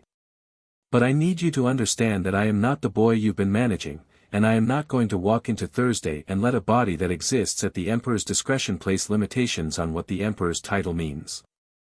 He picked up his tea, drank from it. I respect you. I have learned things from you that I wouldn't trade. But you are not in charge of this. The silence stretched. Outside the window, London moved. A bus. Someone's radio from further down the street, a bright careless pop song entirely indifferent to history. Dumbledore looked at Harry for a long time. You know what's in the vault, he said finally. Not a question. You read it. Yes. The letter named me. It named a magical signature, Harry said. Which you fit. Whether that's you specifically or something you represent, I haven't decided yet. But I thought you should know I've read it. Something changed in Dumbledore's face. It was very small, and it was very human, and Harry recognized it, not because he'd seen it in Dumbledore before, but because he'd seen it in the mirror. It was the expression of a person being seen clearly, completely, without the usual protective blur that distance and complexity provided, and finding the experience uncomfortable. What will you do? Dumbledore asked. On Thursday. Harry set down his cup. I'm going to attend the Wisengamot session. I'm going to listen to the Governance Compact proposal. And then I'm going to invoke the Covenant of 849 and explain to the full assembled Wisengamot exactly what their legal relationship to the Emperor's title actually is, and has always been. And if they refuse to accept the Covenant's authority, then I'll demonstrate it, Harry said simply. Dumbledore stood. Harry stood. They faced each other in the quiet drawing room, the old man whose power had shaped the world for 60 years, and the 16-year-old who had spent a week learning that he was the reason that power existed at all. I won't stop you, Dumbledore said. I want you to know that. I may disagree with the pace. I may believe that institutions, even flawed ones, are worth reforming slowly rather than reconstructing suddenly. But I won't, he stopped. The compact was designed with genuine good faith, Harry. Not to diminish you. To protect everyone else. From what? From the possibility that you might be wrong. Harry nodded. That's fair, he said. Which is why I'm not dissolving anything.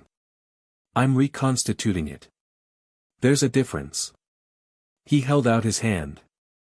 Dumbledore looked at it.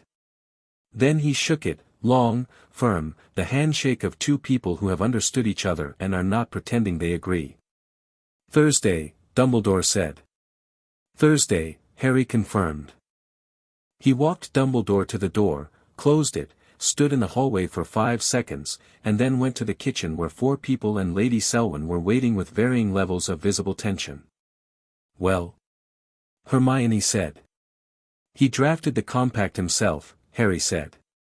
He's going to let me walk into that session. He won't actively obstruct. He moved to the table and sat down. But he genuinely believes he's protecting people. That's not going to go away. He's not going to fight you Thursday. Neville said. Not directly. Harry looked at Draco. The contested coalition, are they going to use the compact as their procedural vehicle? File the contest and then support the compact as the mechanism for resolution? Draco thought about it for 2 seconds. Yes, he said. That's the play. The contest delays things, the compact provides a resolution framework that limits the title's scope, and by the time it's all adjudicated, the situation has been managed into something controllable. He paused. My father didn't think of this himself. This has Dumbledore's fingerprints on the architecture. I know, Harry said. So what are we doing? Ron asked. His voice had the quality it got when he was done processing and ready to act, direct, clear, the Ron who had walked into a giant chess game at 11 years old and understood it in 60 seconds. We're going to Thursday prepared, Harry said. Fully prepared. Hermione, the Covenant text. I have it memorized, she said. The specific article on Wizengamot jurisdiction. Article 7, Section 3, the Council of Assembled Lords serves at the pleasure and authority of the sovereign, and holds no independent legislative power in matters pertaining to sovereign succession, sovereign title, or the limits thereof. She recited it without pause. Drafted in 849, ratified by all founding parties, never superseded because no subsequent government acknowledged the Covenant's existence long enough to formally challenge it. Which means it's still active law, Harry said. The most active law in Britain, technically. Everything on top of it is built on the assumption it doesn't exist. And now it does, Lady Selwyn said, with quiet satisfaction. Thursday came in sharp and bright, the kind of London morning that seemed to have cleaned itself overnight. Harry was up early again, it was becoming the rhythm of this new life, early mornings, the window seat in the kitchen with tea and documents and the birds going about their business in the garden that Neville had already half transformed from neglected wasteland into something with actual intentions. He dressed carefully. Not formally, not robes and ceremony, but with attention. Dark clothes, clean lines, practical. The rings on both hands. The satchel over his shoulder. He looked in the mirror and saw himself as he actually was, which was something he'd been practicing. They took the fleur to the ministry at 9:45. All of them, Harry, Hermione, Neville, Ron, Lady Selwyn, and, after a moment's consideration, Draco. They arrived in the atrium in sequence, stepping out of the green fire one after another, and Harry walked to the security desk to sign in. The witch at the desk looked at his name. Looked at him. Looked at his hands. Made a small sound that wasn't quite professional and stamped his visitor's badge with hands that were not entirely steady. Harry Potter, Imperial Claim Hearing. He pinned it on and led his group to the lifts. The ministry was, active, was the diplomatic word. People moved with the particular energy of an institution in crisis, which looked like business as usual but faster, with eyes that tracked sideways more than they should. Several people stopped when they saw Harry. Several more pretended not to see him, which was its own kind of acknowledgement. A journalist from the Prophet was waiting near the lift bank and opened her mouth, and Harry looked at her with a pleasant, unhurried expression and said, after the session, and she actually stepped back. The Wizengamot chamber was on the second level. Harry had been here once before, the hearing in his 5th year, the one Dumbledore had saved him from, the one that had felt like the ministry reaching directly into his life and squeezing. He remembered the feeling of smallness, of being surrounded by officials with institutional weight behind them and no comparable weight of his own. He walked in now and the room was already full. 50-odd witches and wizards in plum-colored robes occupied the tiered seating that rose around the central floor in a horseshoe. Minister Fudge, still in office, still fighting the slow-motion dissolution of his credibility, was in the minister's chair with the expression of a man who has been having a very bad month and has just been informed it is about to get worse. Amelia Bones sat in her judicial position with her monocle and her unimpressed expression and looked at Harry when he entered with the quality of someone who has decided to take this seriously regardless of how anyone else is playing it. Dumbledore was in the Chief Warlock's chair. He met Harry's eyes across the chamber with a look that was difficult to parse, complex, and old, and not unkind. The gallery was packed. Everyone who could justify attendance had found a reason. Harry recognized faces, order members, ministry officials, journalists in the restricted gallery above. He also recognized, in a cluster near the top tier, Lord Greengrass sitting very straight and saying nothing, Lady Selwyn's sister whom he hadn't met but recognized from a photograph, and 3 other people who wore the bearing of house lords who had received his claim acknowledgements and come to see what happened next. Harry walked to the floor of the chamber. His companions took seats in the gallery. He stood alone on the central floor, and he looked around the room, and the room looked back. "The session will come to order," Dumbledore said, with a voice that carried without effort. The room settled. Fudge cleared his throat. He had a scroll in his hands that he clearly intended to read from, and Harry could see, even at this distance, that the scroll was long. "This emergency session of the Wisingamat has been convened to consider the matter of claimed inheritance pertaining to 19 noble and most ancient houses, and further to consider the implications of a title of," he stopped, visibly, then continued, "sovereign nature that has been asserted in connection with said inheritance. The Wisingamat has also received a proposed governance compact, co-authored by several members of this body, which will be—" "I have a point of order," Harry said. Not loudly. Conversationally. But the acoustics of the chamber were designed to carry, and the words landed everywhere. Fudge looked at him. "Mr. Potter, the session has only just—" "I understand," Harry said. "And I'll be brief. Before we proceed with whatever order of business has been prepared, I want to establish the jurisdictional basis of this session." He reached into the satchel and produced a document, a copy of the Covenant of 849, Hermione's precise copy with every relevant article flagged in red. Under Article 7, Section 3 of the Covenant of 849, which is the founding legal instrument that established this body, the Wisingamat holds no independent legislative authority in matters of sovereign succession or sovereign title.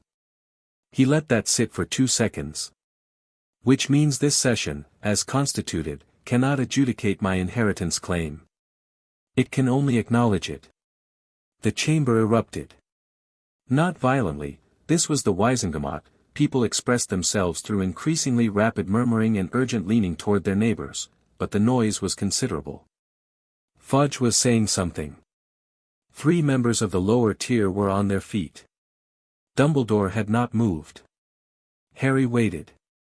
The noise settled, the way noise always settles when it runs out of oxygen. "The Covenant of 849, said Amelia Bones, in a carrying voice that cut through the residual murmuring, "has never been formally recognized as binding by this body." "It has never been formally rejected either," Harry said. "And legal instruments don't require periodic recognition to remain active. They require formal supersession. Show me the document that supersedes the Covenant of 849 and I'll withdraw the point." He looked around the room. "I'll wait." Nobody produced a document. "The Covenant is a historical artifact," said a voice from the upper tier, one of the contested coalition, a heavy-set man Harry identified as Lord Avery, whose family had contested 2 of the 19 claims. "It predates the Ministry, the Wisingamat as currently constituted, the entire modern structure of magical governance." "Yes," Harry said. "All of which it predates and therefore supersedes, under standard legal precedent. Prior law holds unless formally struck down." He looked at Avery with a pleasant, attentive expression. "I'm happy to go through the case law on that if it would help." Hermione, in the gallery, was visibly restraining herself from saying something. Harry caught the movement and almost smiled. "Lord Potter." Dumbledore's voice. Calm and measured. "Perhaps we might set aside the jurisdictional question temporarily and address the substantive matters." "I prefer not to," Harry said, equally calm. "Because the substantive matters change depending on who has jurisdiction. If this body has the authority to adjudicate my claim, then everything that follows is subject to their procedures and their outcomes. If it doesn't, then what this session can do is considerably more limited." He looked at Dumbledore directly. "I think that's worth being clear about before we go further. Don't you?" Dumbledore held his gaze. And Harry watched something happen in those blue eyes, not defeat, not anger, something more like the recognition of a match being played against someone who had studied all your games. "I move," said Amelia Bones, in a voice of pure procedural clarity, "that the Wisengamot formally acknowledge receipt of the Covenant of 849 as a submitted legal instrument and request a 2-week recess to allow for proper legal review of its implications." This was, Harry recognized, Bones threading a needle. She was not conceding his point, but she wasn't opposing it either. She was doing the most intelligent thing available to her, which was buying time to figure out what the correct answer was. He respected it. "Seconded," said a voice Harry didn't recognize.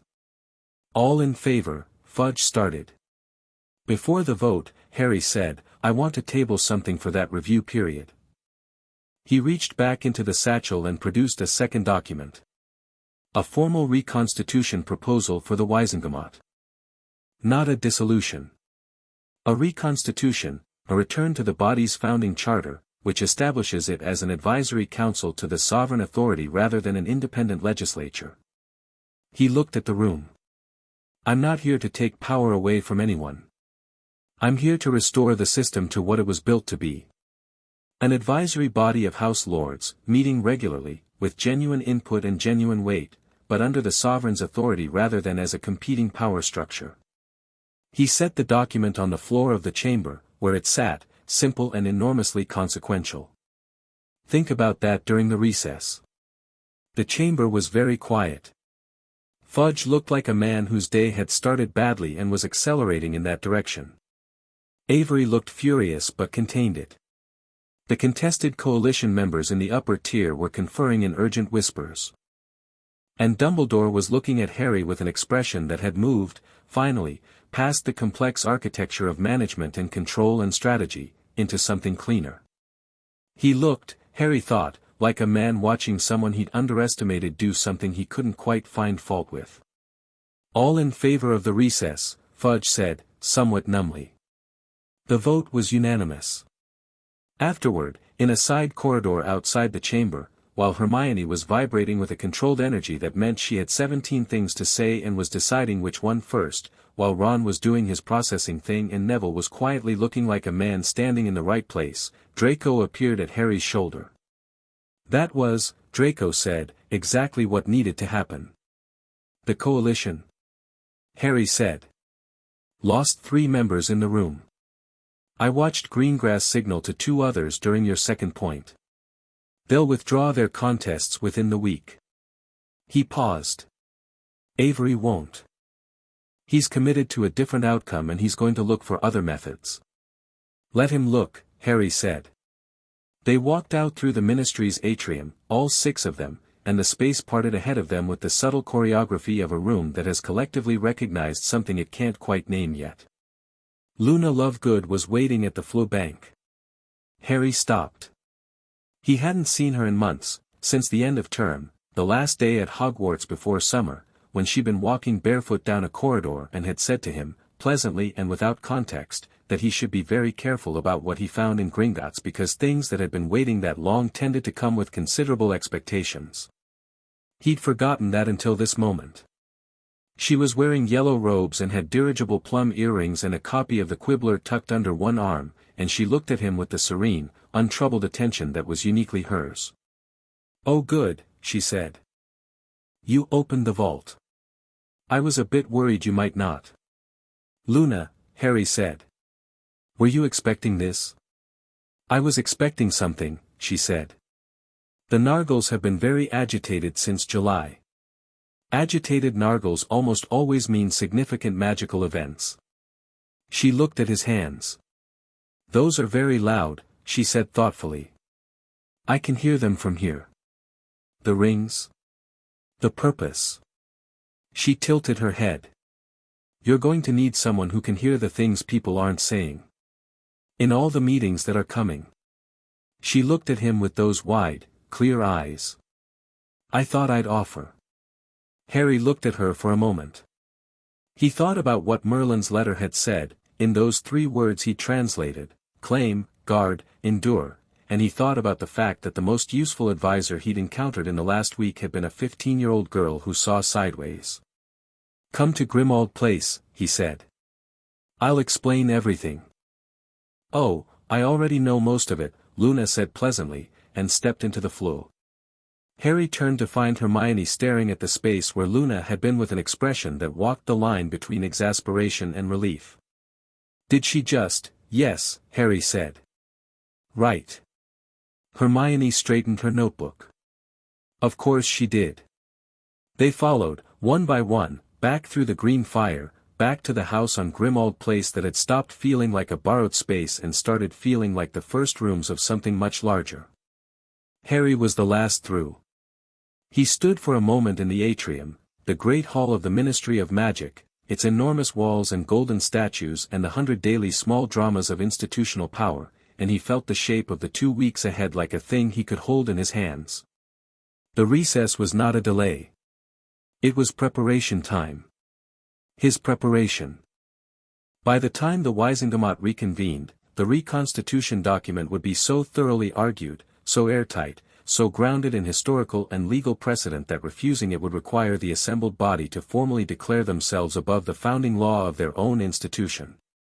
And beyond all of that, beyond the politics and the documents and the very satisfying procedural chess of the morning, something else was in motion.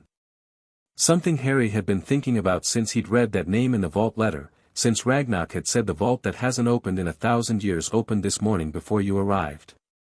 The magic wasn't waiting for the ministry to sort itself out. He could feel it, under everything, in the bedrock, in the current running through 19 rings and 1 bloodline, something very old gathering itself with the patience of something that had been gathering for 1,100 years and could afford to wait a little longer. He stepped into the fire. Chapter 4, The War Council. Potter Castle announced itself before Harry could see it. He felt it from the road, a pressure change, the air thickening the way it does near very old magic, the kind that has soaked into stone and soil over centuries until the land itself carries a charge. The morning was overcast, the Scottish Highlands doing their customary impression of the edge of the world, grey sky and dark hills and the smell of rain that hadn't arrived yet but was making its intentions known. They'd operate to a point 2 miles out, Hermione had insisted, citing a document from the satchel that described the castle's outer ward boundaries, which she'd cross-referenced with 3 separate historical maps and a 1743 survey of Scottish magical properties. The document said the wards would recognize the Lord's presence and begin deactivating from the perimeter inward. It was, she'd noted, the most sophisticated layered ward structure she'd ever read a description of. Walking the 2 miles had been Neville's idea. You should walk it, he'd said simply, and everyone had understood without asking why. Harry walked ahead of the group. Not by much, 10 yards, perhaps, but naturally, the way the path arranged itself. The highland grass was long and wet on either side, the track beneath their feet just visible, worn into the earth by feet that had last used it a very long time ago. A raven flew overhead, circled once, and flew ahead in the direction they were traveling. Then the castle came into view around a shoulder of hill. It was not enormous. That was the first surprising thing. Harry had been half expecting Hogwarts, something built to announce power through sheer scale. Potter Castle was substantial, solid, 3 stories of dark stone with 4 towers and a great hall wing extending from the east side, but its power was not in its size. It was in the quality of its presence. It sat in its landscape the way old things sit, as if the landscape had grown around it, not been cleared for it. As Harry walked toward it, the windows lit. Not dramatically.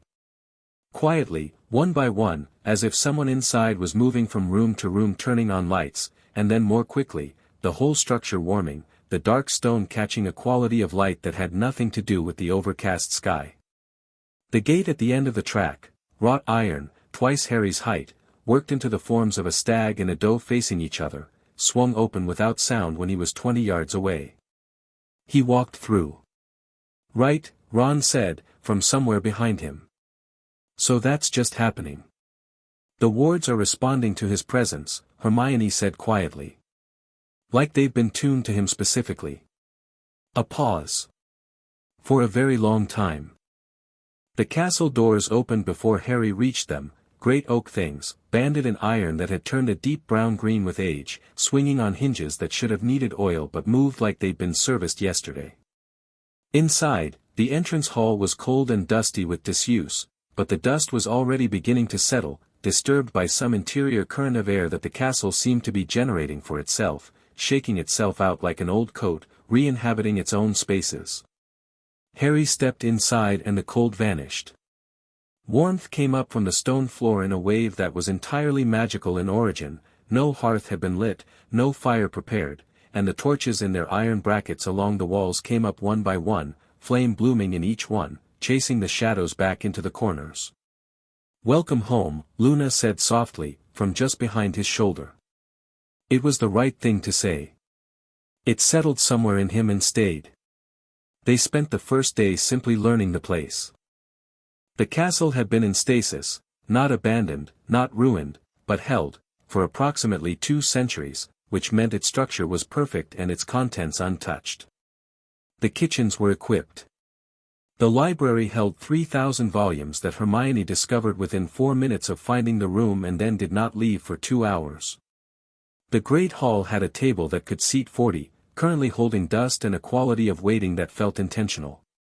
Neville went straight for the grounds and emerged at dinner time with soil on his hands, a look of absolute satisfaction on his face, and a report that the kitchen gardens were dormant but viable and would be producing within a month with attention. Harry believed him completely. Ron found the Quidditch pitch behind the west wall without being told it was there, because of course there was a Quidditch pitch, and came back to the main hall looking like a man who has found something he didn't know he'd been missing. Draco walked the perimeter of the castle slowly, studying the ward architecture with the focused attention of someone who understood defensive magical structures and wanted to understand this one. He said nothing about what he found until dinner, when he observed, quietly and with barely concealed awe, that the layered ward system protecting Potter Castle was more sophisticated than anything currently in use anywhere in Britain, including Hogwarts. Whoever built this original system, he said, was operating at a level we can't currently replicate. Merlin built the outer wards, Harry said. Nobody said anything to that for a moment. Merlin, Ron repeated. Our Merlin. We only have the one, Luna said. That night, Harry sat in the great hall alone after the others had gone to bed. The fire was going. Hermione had figured out the fireplace management system by 6 in the evening, naturally, and the room was warm and full of the particular quality of silence that old buildings have, the silence that contains all the sounds of all the people who have occupied the space over centuries, compressed into a kind of presence. He'd been thinking about the War Council all day. Not the name had come to him naturally, the way clear words come when you're thinking precisely, but the composition. Who went where? What each person was actually good at and how to build a structure around those strengths that would function when things went wrong, because things always went wrong. He pulled out a piece of parchment and wrote names. He crossed out 2 of them, rewrote them in different positions, and looked at the result. The next morning he called them all to the great hall and he laid it out. This isn't a school project, he said, first. And it's not a wartime command structure either, not yet. What it is, what I need it to be, is a council that can actually govern. Not just react. He looked around the table. I'm going to tell you what I think each of you should be doing and why, and if you think I've got it wrong, say so now. He looked at Hermione. Keeper of law, he said. The Covenant, the reconstitution of the Wizengamot, the ongoing legal framework, all of it runs through you. You'll need to build a small team of researchers, probably 3 or 4 people, and you'll need access to the ministry's legal archives. I've already drafted a formal access request, she said. Under the Covenant's provision for sovereign legal review. They can't refuse it. Good. Neville. He turned to him. Neville was sitting up straight in the way he did now, not the straight of someone performing alertness, but the natural posture of someone who has figured out how they fit. Warden of the North. The 11 houses with living members, the ones who've acknowledged the claim, they need someone to manage that network. Communicate with them, keep them informed, be my representative when I can't be present. You know these families. You've grown up adjacent to them. Neville nodded once. The Longbottom name opens doors. I know. It's more than the name, Harry said. You're one of us. They'll trust you in a way they won't trust a stranger. He paused. I'm also going to need you to think about security. The houses that are part of this network, their people, their properties. Someone's going to try to pressure them. Already thought about it, Neville said. I wrote to Augusta last night. She's willing to coordinate with 4 other families on a mutual protection arrangement. Informal, for now, but solid. Harry moved on. Luna. She was looking at him with her clear, slightly distant expression, but he'd learned, over the last few days, that the distance was not absence, it was a different kind of attention, pointed at angles the rest of them didn't naturally look. Voice of the Veil, he said. I need someone who can see what's actually happening rather than what people are showing me. Every meeting, every negotiation, I need you there, not to take notes but to watch. Luna tilted her head. You want me to tell you what people aren't saying? Yes. And what I notice about the magic in the room. The emotional resonance. Yes. She considered this with the same gravity she brought to everything. All right. I should warn you that I'll occasionally say things that seem unrelated to the matter at hand. They usually become relevant within about 20 minutes. I know, Harry said. I've noticed. She smiled at him then, real and warm, and a little proud of him for noticing. He looked at Draco. The table went slightly more attentive. Everyone was aware that this was the placement that would tell them the most about where things actually stood. Draco was watching Harry with that grey-eyed calm, giving nothing away, which was itself a kind of information. Intelligence, Harry said. Not spy work. I'm not asking you to spy on your father. He paused. Unless you want to.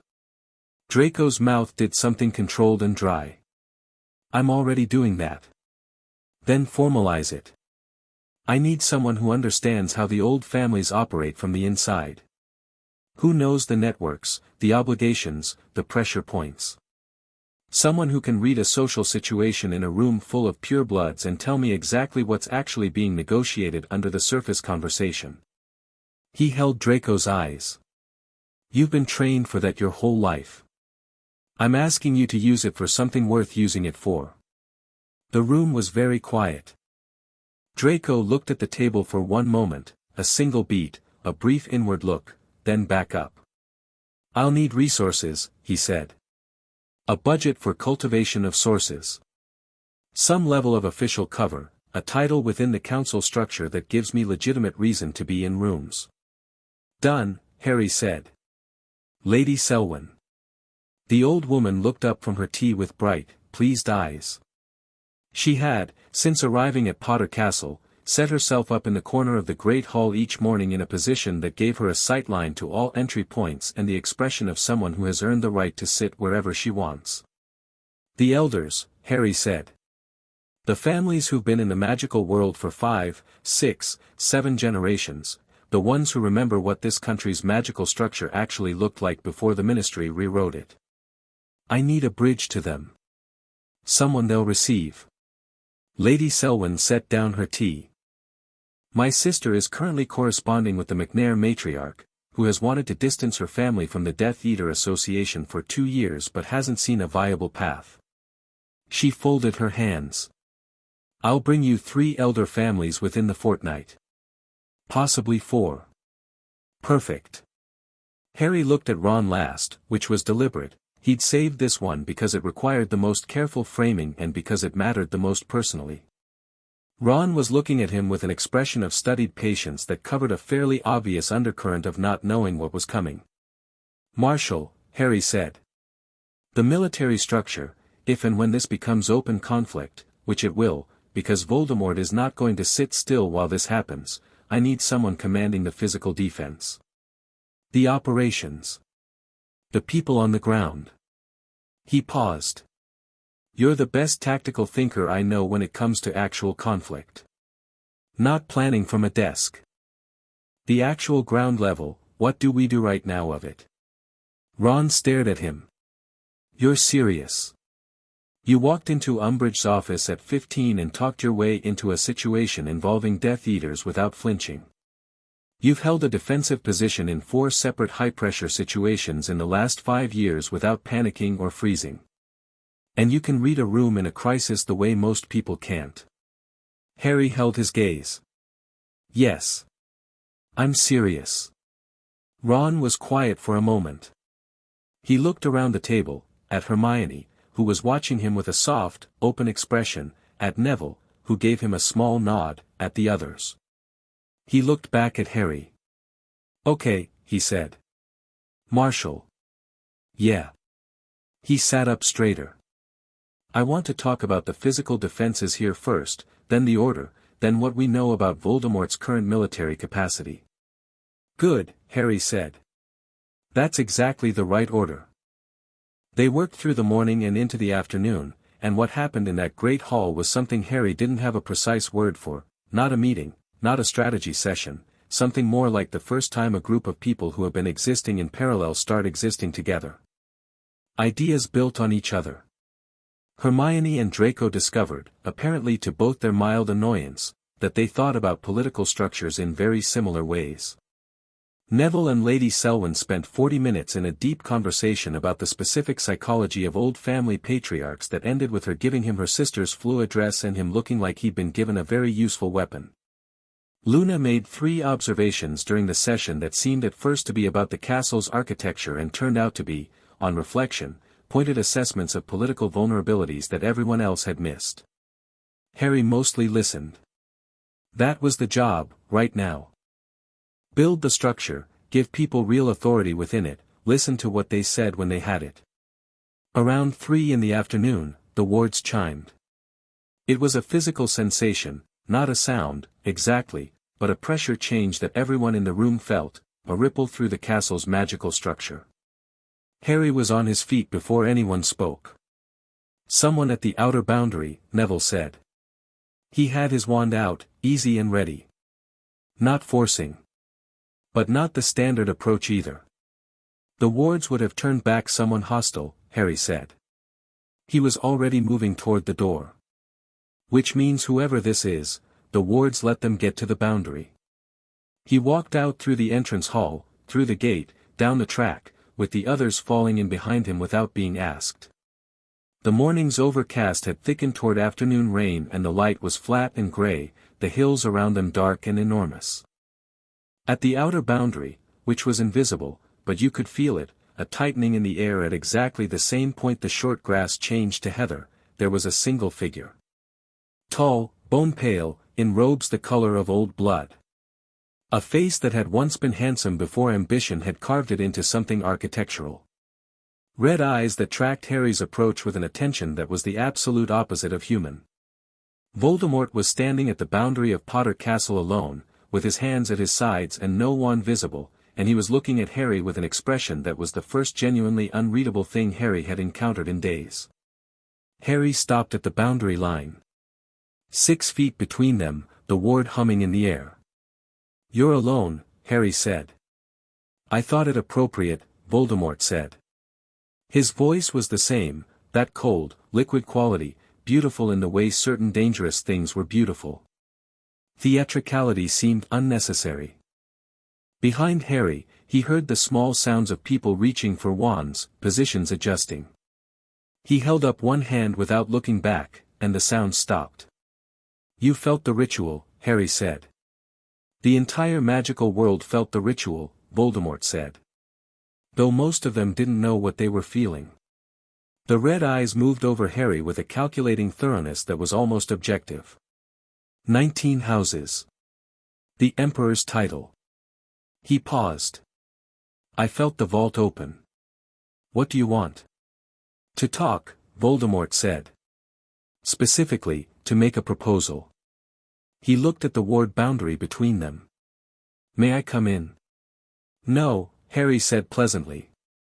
Something that might have been amusement, in another face, moved across Voldemort's.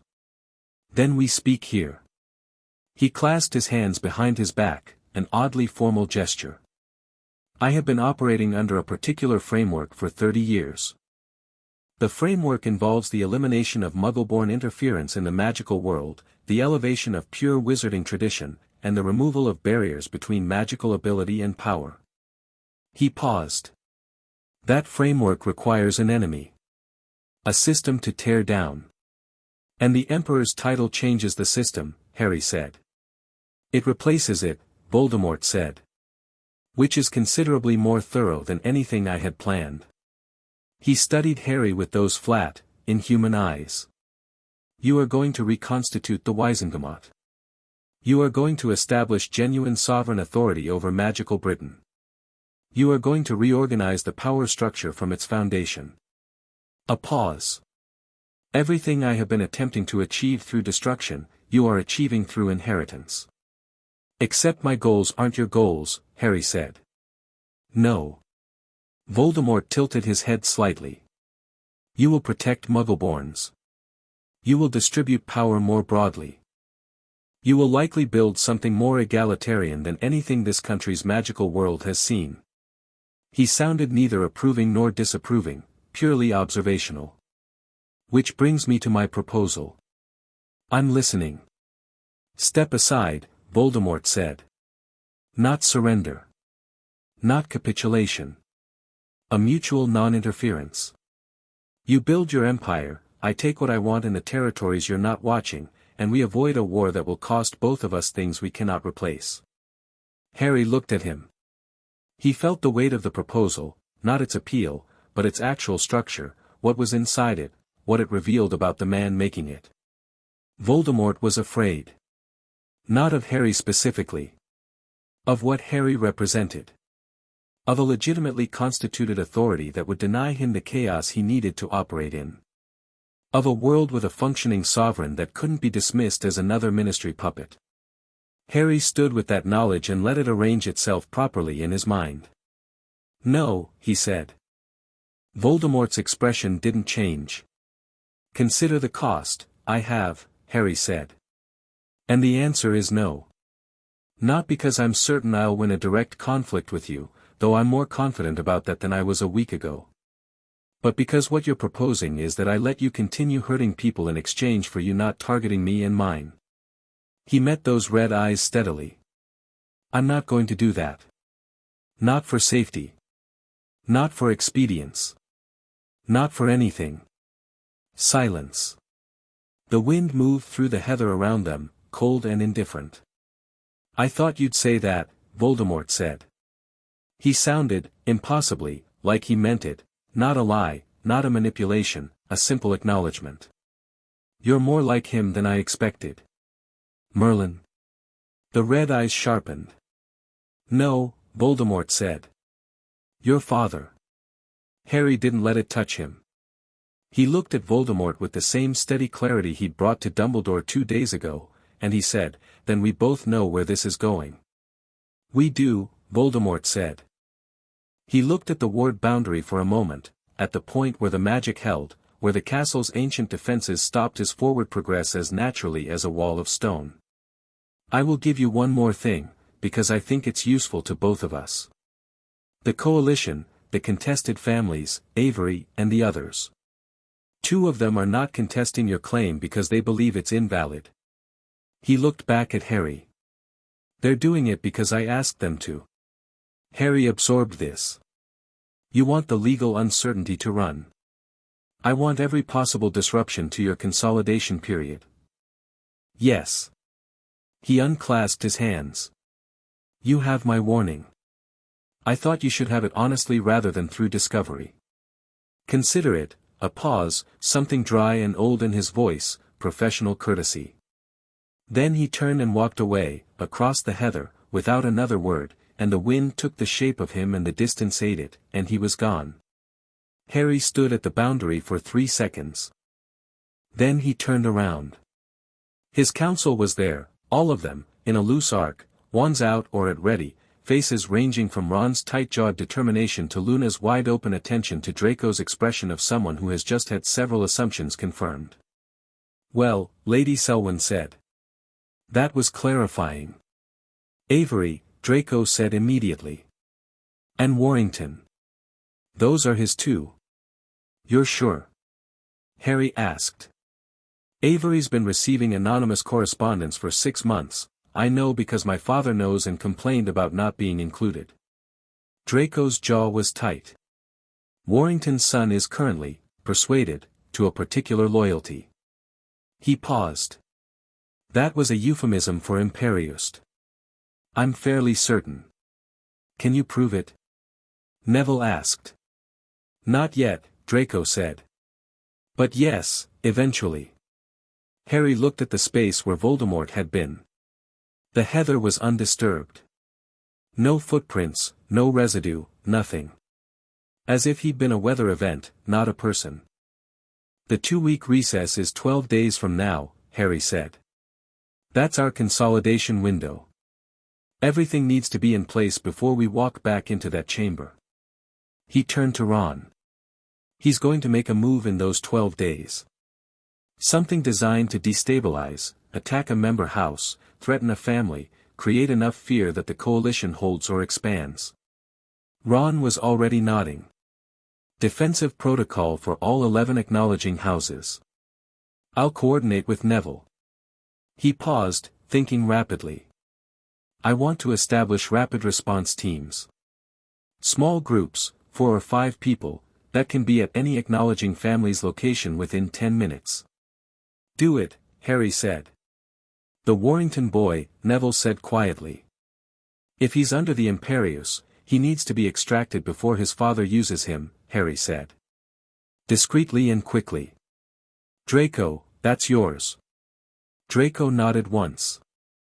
They walked back to the castle together, the 12 days ticking in the air around them, the rain finally arriving in the way it had been threatening all morning, not dramatically, just steadily, the kind of rain that settles in for a long stay and means business. That evening, after dinner, Harry went to the castle library.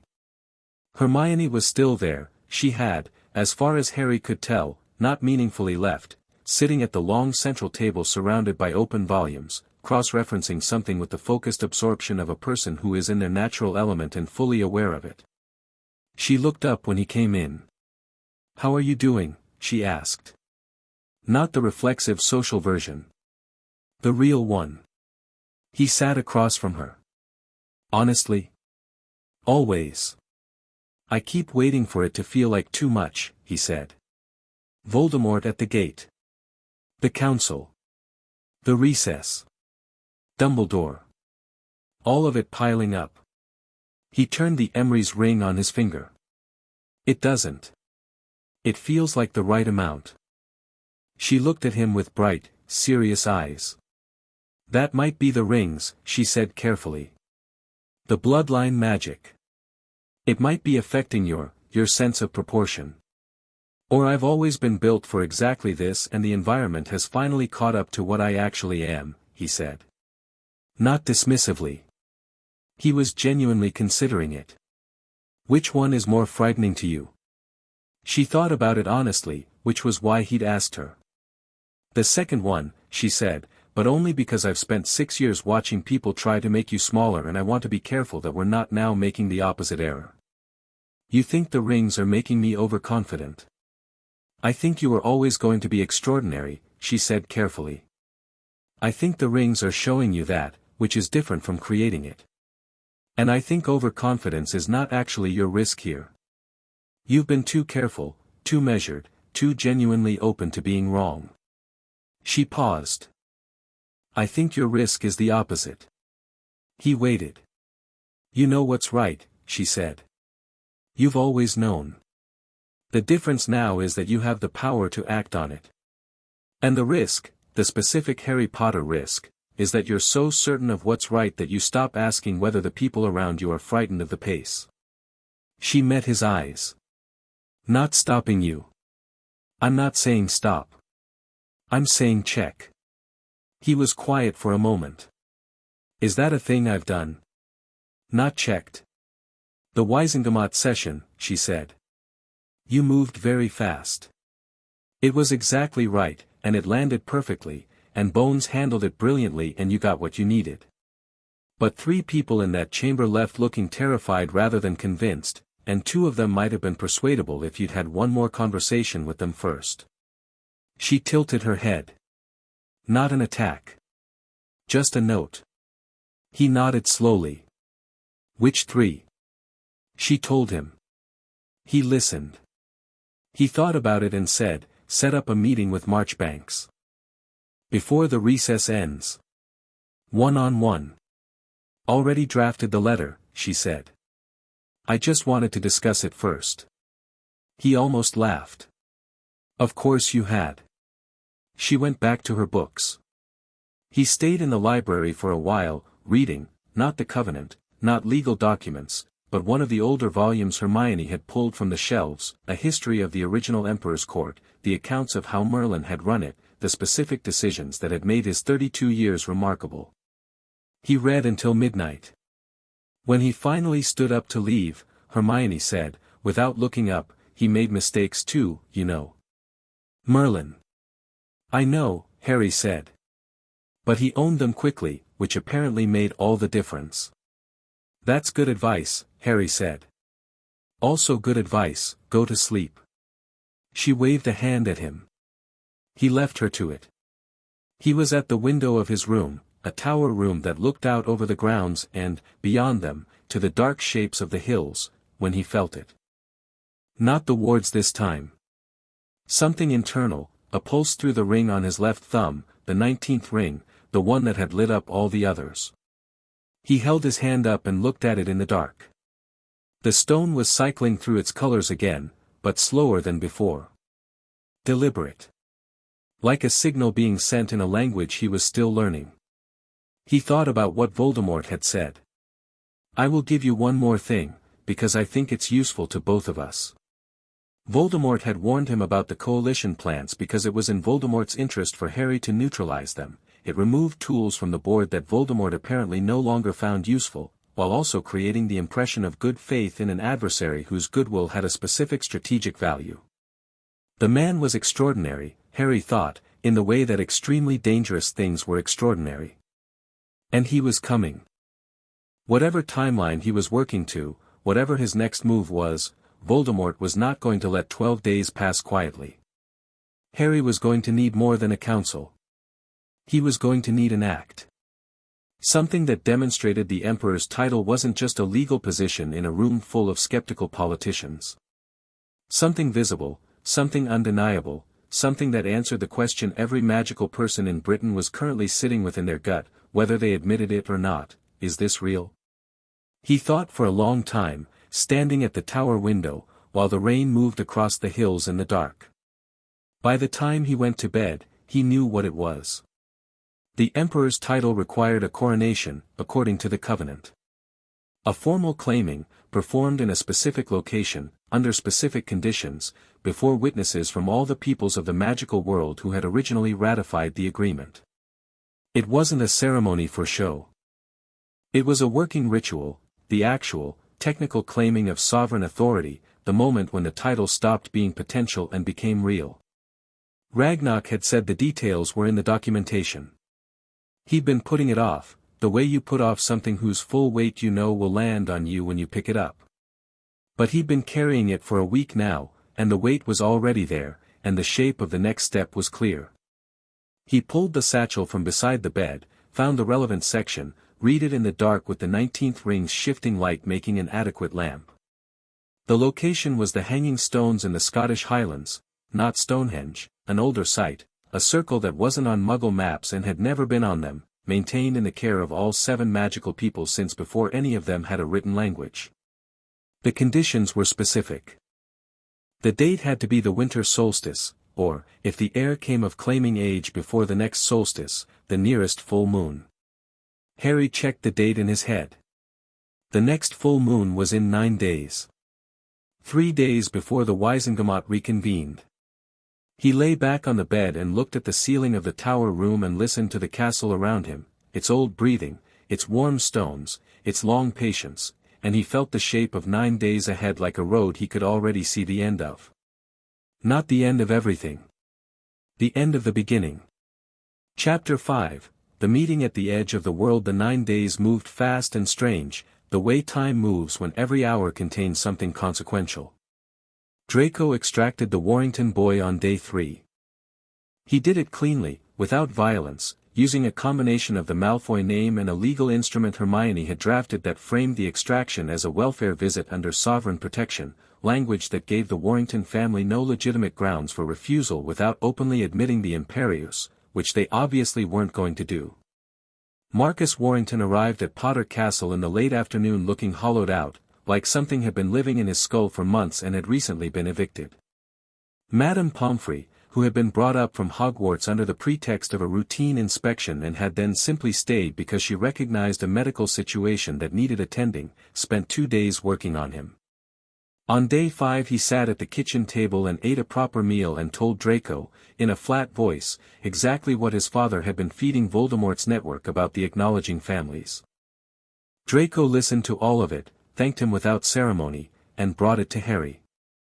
Harry passed the intelligence to Ron, who spent the next day redesigning 3 of the rapid response team deployments and writing a very precise letter to Lord Warrington that contained no threats because it didn't need to. The man read the letter, according to Lady Selwyn's network, and formally withdrew his contested claim by nightfall. The coalition dropped to 1, Avery alone, stubborn as old stone, whose motivations had moved beyond strategy into something more personal and more dangerous. Day 6 brought Griselda Marchbanks to Potter Castle. She was 87 years old, had examined Dumbledore's OWLs in 1942, and had the quality of someone who had survived so many upheavals in Wizarding Britain that one more sovereign claimant barely registered on the scale of things she'd witnessed. She arrived alone, took tea with Harry in the library, Hermione tactfully absent, and spent 90 minutes asking him questions that were sharp and specific and designed to find the gaps in his thinking. He answered them honestly, including the ones where the honest answer was "I don't know yet and I'm still working that out," which he could see was not what she'd expected and was exactly what she needed to hear. She left without committing to anything, which was fine. She left looking thoughtful, which was better than he'd hoped. Day 7, a letter from Dumbledore.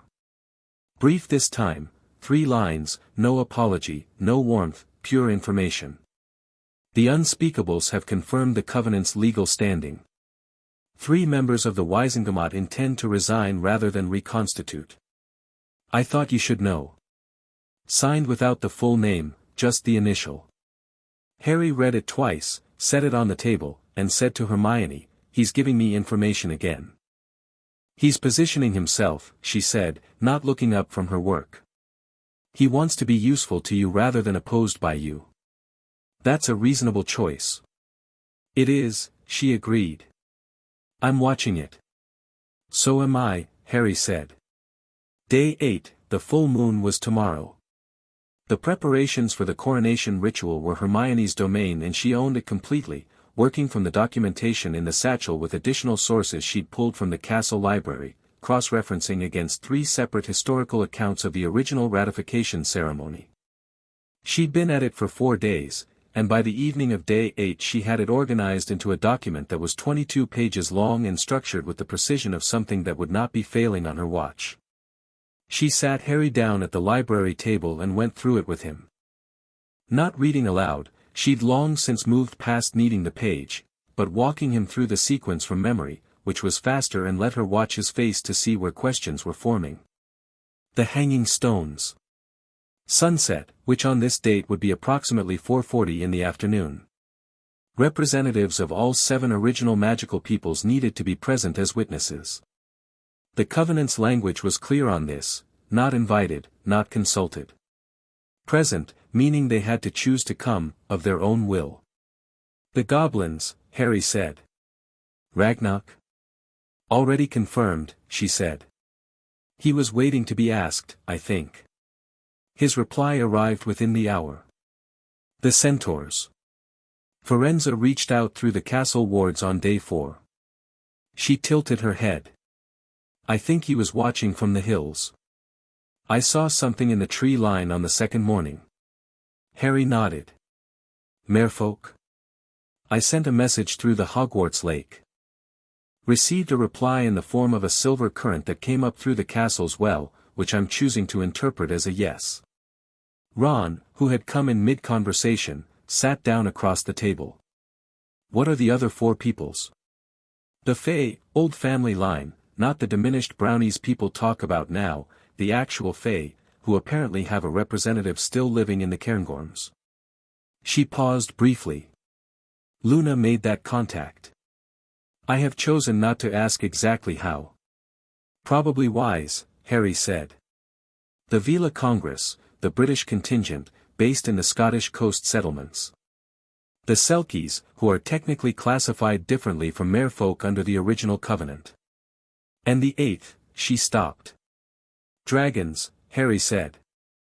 She looked at him. How did you know that?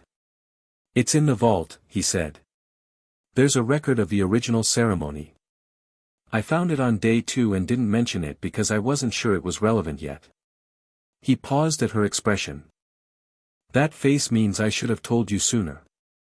That face means I've been doing extra research I didn't need to do, she said, with great control, because someone forgot to mention a primary source. Sorry, he said, meaning it. She exhaled. The dragon representative is the oldest living dragon on the British Isles, she read, from her notes. Currently resident in the Hebrides. Charlie Weasley already wrote to Charlie, Ron said, from across the table. Everyone looked at him. He shrugged. Figured it was coming. He wrote back yesterday. The Hebridean Black will come if the Emperor asks directly. He paused. Charlie also said, and I'm quoting, that this is the most mental thing that has ever happened in our family, which is saying something. He's not wrong, Harry said. The morning of day 9, Harry went outside alone. The rain had cleared overnight and left the highlands in that condition they sometimes achieved when the weather was being generous, air so clear it had a physical quality, the hills saturated green and gold, the sky a shade of blue that seemed to belong to a different, better latitude. He walked the castle grounds in the early light, past the Quidditch pitch, through the kitchen garden where Neville's attention had already created visible change in the soil, around the eastern wall where the old orchard was beginning, slowly and tentatively, to remember that it had once had opinions about spring. He thought about his parents. He did this sometimes, in the quiet spaces, not grieving exactly, something more complex, the feeling of carrying people who had been robbed of the chance to carry you. He thought about his mother, who had been a squibline restoration, who had carried Peveril blood and Emery's blood without knowing it, who had loved him with enough concentrated force that it had become the most powerful magic in the recorded history of Britain. He thought about his father, whose face he wore, whose ease on a broomstick he'd inherited, who had been the latest in a line of potters stretching back to something ancient and significant and who had apparently never been told. He wondered what they would have made of this. The rings. The castle waking up around him. The table full of people who'd chosen their seats. He thought his mother would have found the legal framework fascinating and would have had notes. He thought his father would have gone straight to the Quidditch pitch. The thought made him smile, out there alone in the morning with the hills around him, and the smile was complicated and warm and entirely his. He went back inside and got ready. They traveled to the Hanging Stones in the late afternoon, in a group of 9, Harry's council plus Lady Selwyn and Madame Pomfrey, who had simply looked at the preceding schedule and declared herself essential, which no one argued with. They apparat to the nearest viable point and walked the last mile on foot, as the documentation specified. The path led through a narrow valley that opened, gradually and then all at once, into a wide flat space on the shoulder of a hill, and the stones rose out of it without preamble. They were not dramatic. That was the first thing. Harry had been half expecting something like Stonehenge, that quality of visual declaration, look at me, look what we built. The hanging stones were quieter than that. Perhaps 30 of them, dark granite, ranging from 4 to 8 feet tall, arranged in a rough oval that followed the natural contour of the hilltop. They were not perfectly aligned. They were not identical. They had the quality of something that had grown here rather than been constructed, which Harry suspected was not entirely wrong. The light was getting lower. 3 hours to sunset. The other attendees were already there. Ragnarok stood at the eastern point of the oval, in robes more formal than Harry had seen him in, with 4 other goblins. He inclined his head when Harry arrived. Something in his bearing had a quality of completion about it, a long wait arriving at its end. Firenze was there with 2 other centaurs. He was in his autumn coat, the gold and brown that made him look like part of the landscape, and he watched Harry's approach with those dark, galaxy-deep eyes. The stars spoke of this conjunction for 400 years, he said, when Harry was close enough. We argued about what it meant. We were all correct, in different ways.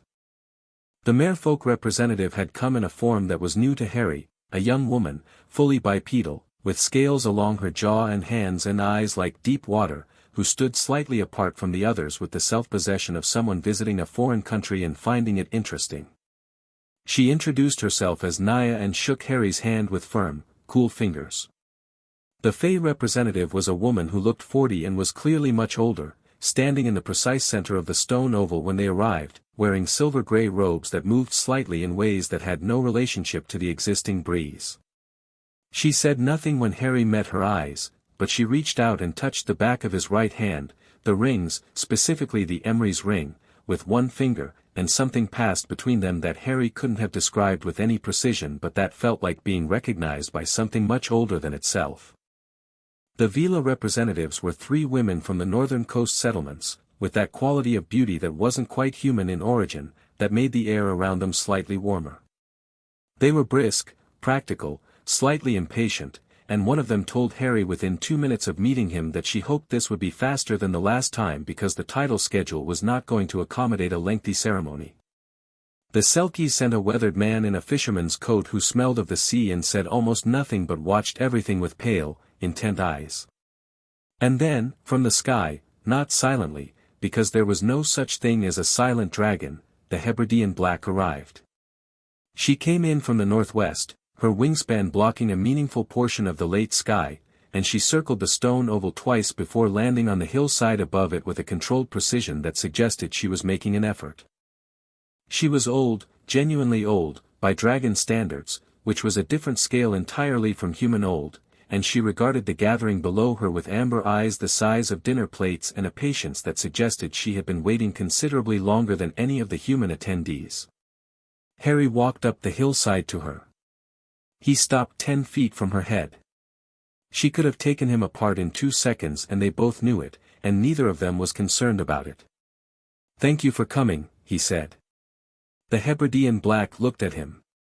She made a sound, low, complex, not a growl, something with more intention in it than a growl, and lowered her head, just slightly, in a gesture that was either coincidence or the most significant thing Harry had ever witnessed. He turned and walked back down to the stones. The ritual itself was simpler than Harry had expected, which he was beginning to understand was a feature of genuinely ancient things. Real power didn't need complexity. It needed precision and truth. He stood in the center of the oval. The 7 peoples arranged themselves at the 7 cardinal points that the covenant specified, not compass directions exactly, but something older and more local, the 7 directions that the original ceremony had identified as the 7 ways magic moved through the land. Ragnak spoke first, in gobbledygook, and then translated for the record, a formal recognition of the bloodline claim, the Gringotts seal upon it, as permanent and irrefutable as anything the banking clan could make permanent and irrefutable, which was extremely so. Firenze spoke next, in a language Harry didn't know, and the centaurs either side of him joined in at specific moments in a way that made it clear this was a structured form, something rehearsed across generations against this moment. When he finished, Firenze looked at Harry and said simply, in English, "The sky recognizes you." The Fey woman spoke in something that wasn't quite language, or was a language that predated the concept of languages being separate things, and Harry felt it in the rings, in the running current of all 19 simultaneously, a harmonic that hadn't been there before settling into the structure. Naya spoke in a current of sound that was clearly designed for water, which meant it traveled oddly in open air, and Harry felt it more in his chest than his ears. The Vila woman who'd mentioned the title schedule spoke with the directness of someone who'd come a long way and was going to give this its proper weight regardless of her opinion about the timing. What she said, in a language Harry partially recognized as having old French roots, had a formality that suggested she was reciting something extremely old extremely carefully. The Selkie man spoke once, briefly, in a voice like a coastal storm, and it was enough. The dragon made no speech. She simply breathed, a long, controlled exhalation that was not fire, but was everything that fire came from, the deep heat at the center of something very old and very alive, and it moved across the stone oval and across Harry, and it was, unmistakably, a recognition. Then Ragnarok looked at Harry. "The claiming words," he said.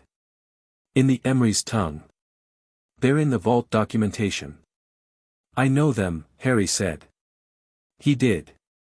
He'd known them since he'd read them, the 3 words from the letter, claim, guard, endure, which were not just a greeting or an instruction but the actual formula, the 3 commitments of the Sovereign Office stated in the oldest magical language still extant. He'd been carrying them for 9 days like stones in his pocket, turning them over, understanding them not as words but as weight. He said them now. The first word, claim, and the rings on both his hands blazed, all 19 simultaneously, that gold light he'd first seen in the vault spreading out from his hands into the air around him, not blindingly but with the warm, definite authority of something that had been waiting to be released. The second word, guard, and he felt the land respond. Not metaphorically. The stone beneath his feet gave off a pulse that traveled outward from the oval in every direction, through the soil and the bedrock, and somewhere far away he knew without quite knowing how that every protected house and every ward and every magical boundary on the British Isles had just registered a change in who held sovereign authority over them. The third word, endure, and the light settled. Not dimmed, settled, the way a fire settles when it's reached the right heat, burning steady and deep rather than dramatic. The 19th ring stone cycled through its colors and stopped on something that wasn't one of the 4 Hogwarts house colors, something older, the color of deep water and clear sky combined. The silence after was not empty. It had texture, weight, the quality of something completed. Ragnarok said something in gobbledygook that the other goblins responded to, and Harry understood from the tone that it was something close to a formal confirmation, done, witnessed, binding.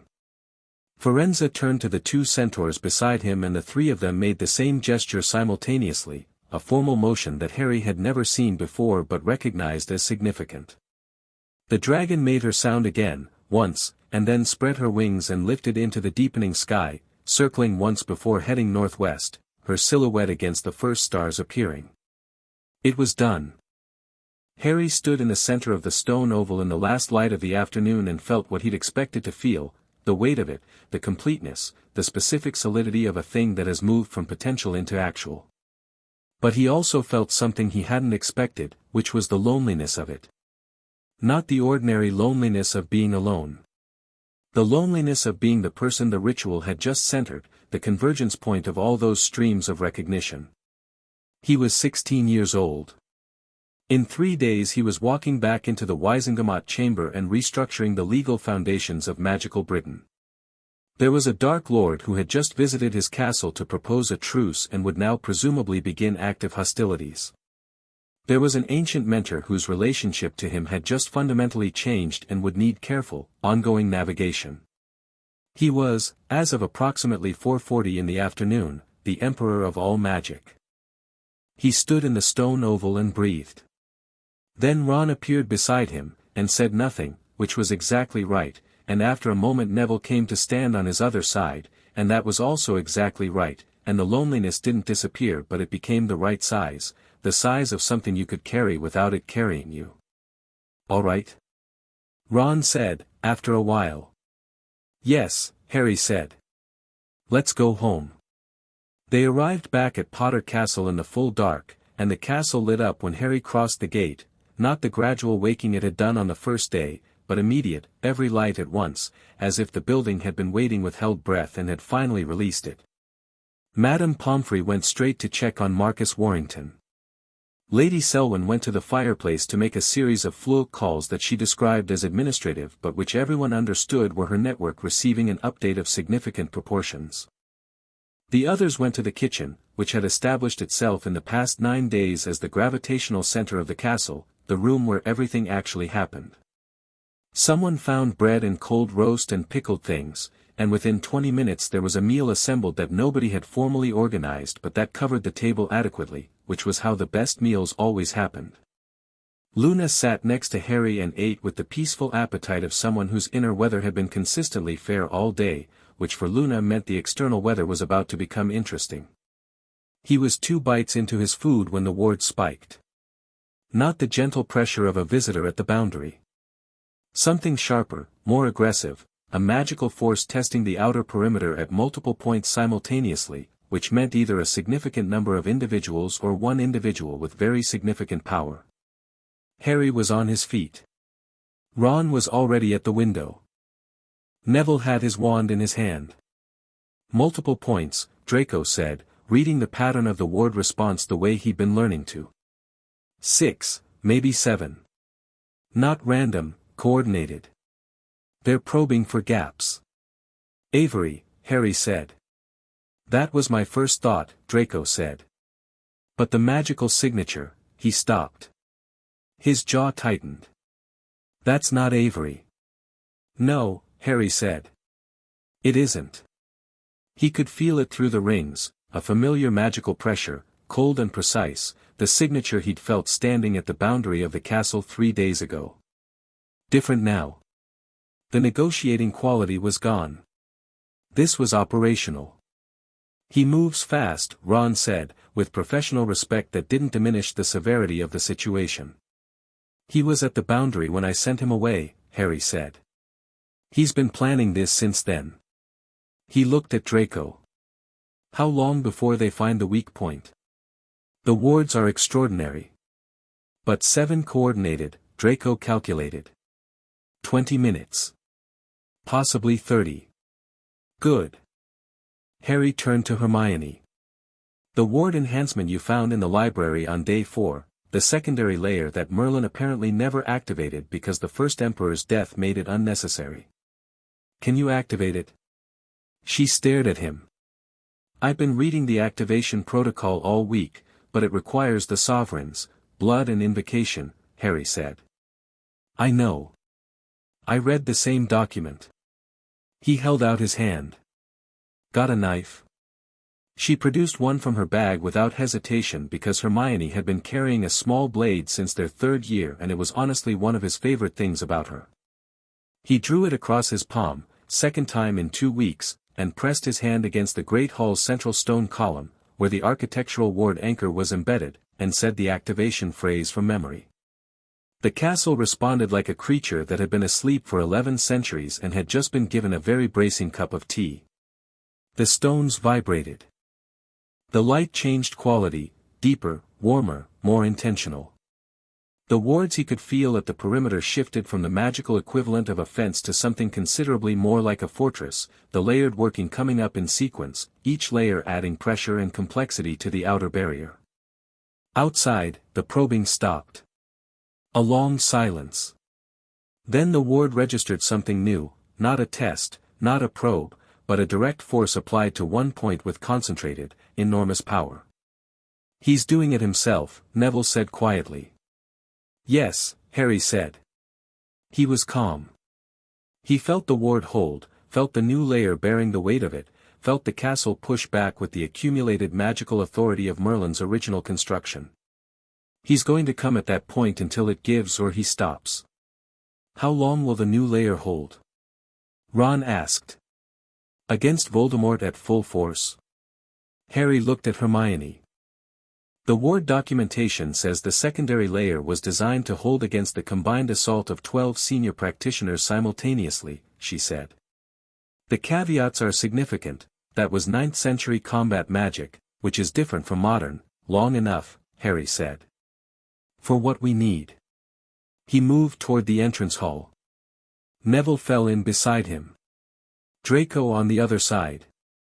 Ron just behind, and Hermione, and Luna, who had been so quiet in the last 5 minutes that Harry had briefly forgotten she was there.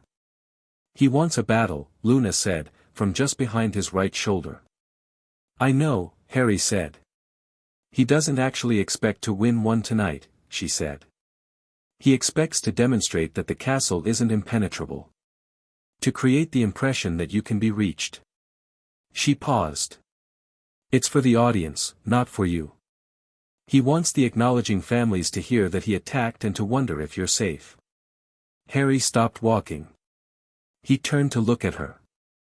She was watching him with that particular quality of hers, the sideways attention that caught the things everyone else was looking past. "You're right," he said. "I usually am," she said, mildly. He thought about it for 3 seconds. He thought about what the right response to this was, not the instinctive response, not the satisfying response, the right one. Voldemort wanted a demonstration of vulnerability. The correct counter was not to hide behind the wards until morning. The correct counter was a demonstration of something else entirely. He turned around and went to the library. Hermione, because she was Hermione, had already guessed what he was doing by the time he reached the fireplace. "You're going to contact all 11 acknowledging families simultaneously," she said. "Through the Floo," he said. "Now. While he's still at the boundary. I want them to see me standing in my own hall while he knocks on the door." He looked at Neville. "You'll make the calls.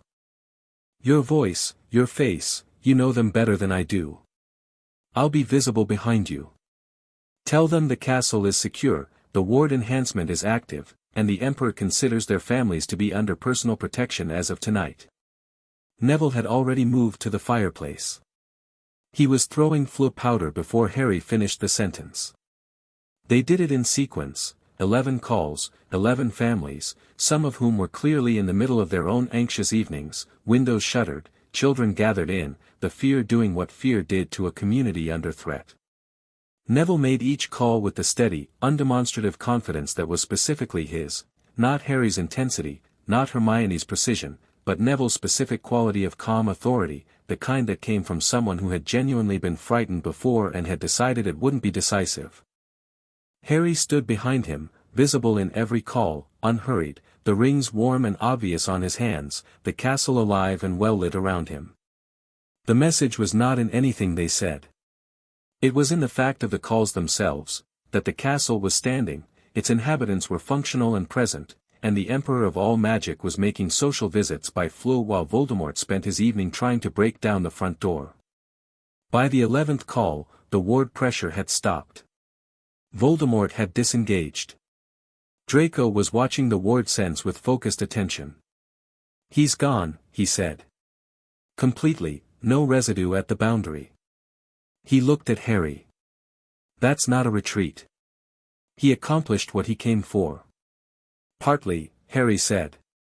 "He came to create fear in the network. The calls changed that. He knows we made them." He paused. "He'll adapt." "When?" Ron asked. "Before the Wizengamot reconvenes," Harry said. 2 days. He moved back toward the kitchen. "Which means we have 2 days to be completely ready, and we are, and now we're going to eat the food that's getting cold on the table." There was a brief silence. "That's the whole plan?" Ron said. "We've done everything we can do," Harry said, without stopping. "The wards are active. The families are informed. The legal framework is prepared. Hermione has the reconstitution document in order. The acknowledged houses are coordinated. The coronation is complete." He pushed open the kitchen door. "Tomorrow I'm going to write to Dumbledore and tell him it's done, and I'm going to write to Marchbanks, and I'm going to sleep 8 hours because the day after tomorrow is going to be long." He sat down at the table and picked up his fork. One by one, the others followed. Luna sat down across from him and resumed eating with the same peaceful appetite she'd had before the ward spiked, as if the entire intervening episode had been a minor administrative interruption. She looked up and caught his eye. "You handled that well," she said. "I had good advice," he said. "You listened to it," she said. "That's the harder part." Draco, settling into his chair, said, without looking at anyone, "He'll come to the session." Everyone stopped. "Voldemort?" Neville said. "Not physically. But he'll have representation. Someone in that chamber who reports to him, not necessarily one of the coalition, someone less obvious. He looked at Harry. He'll want to see what happens and he'll want influence over the reaction. Can you find them? Harry asked. Draco was quiet for a moment. The question sat in the air between them. Give me tonight, he said. Harry nodded. He looked at the table, at these people, in this castle, in the specific warm light of a kitchen that had remembered what it was for, and he felt the shape of 2 days ahead, the Wisengamot session, the reconstitution document, whatever move Voldemort was planning, the Avery question still unsettled, the whole enormous living structure of what was being built. He picked up his food and ate it. Later, much later, after Draco had disappeared into some combination of private Flug calls and owl correspondence, after Ron had fallen asleep in his chair before being relocated by Neville with the practiced ease of someone who'd done dormitory management at Hogwarts for 5 years, after Lady Selwyn had conducted her final administrative correspondence and gone to bed with the satisfied air of someone whose grandmother's prophecy had been fulfilled, Harry and Hermione sat alone in the library. She was reading. He was thinking. You're worried about something specific, she said, without looking up. The reconstitution, he said. Not whether it'll work. Whether it's the right thing. She looked up then. I'm restructuring an institution that has existed in some form for 200 years, he said. I know the legal basis is sound. I know the covenant justifies it. But, he paused. Dumbledore said something. About reforming slowly rather than reconstructing suddenly. You said there was a difference between dissolving and reconstituting, she said carefully. There is. I'm not taking power away, I'm returning the structure to its original intent. He turned the ring on his finger. But I want to be sure I'm doing it because it's right, not because I can. She was quiet for a moment. Those are different questions, she said, eventually. Whether something is right and whether you have the power to do it. You're asking yourself the harder one, which is, does the fact that you can do it make you more likely to believe it's right? Yes, he said. She thought about it with genuine, careful attention. He appreciated that she didn't answer quickly. The Wisengamot as currently constituted has spent the last year actively suppressing information about Voldemort's return, persecuting you personally, removing Dumbledore from power, which, whatever his flaws, destabilized the primary center of magical education and defense at the worst possible time, and is currently attempting to limit a legally superior authority using inferior legal instruments. She paused. You're not reconstituting it because you can. You're reconstituting it because it has, specifically and demonstrably, failed at the thing it exists to do. He looked at her. You're checking yourself, she said. That's the right instinct.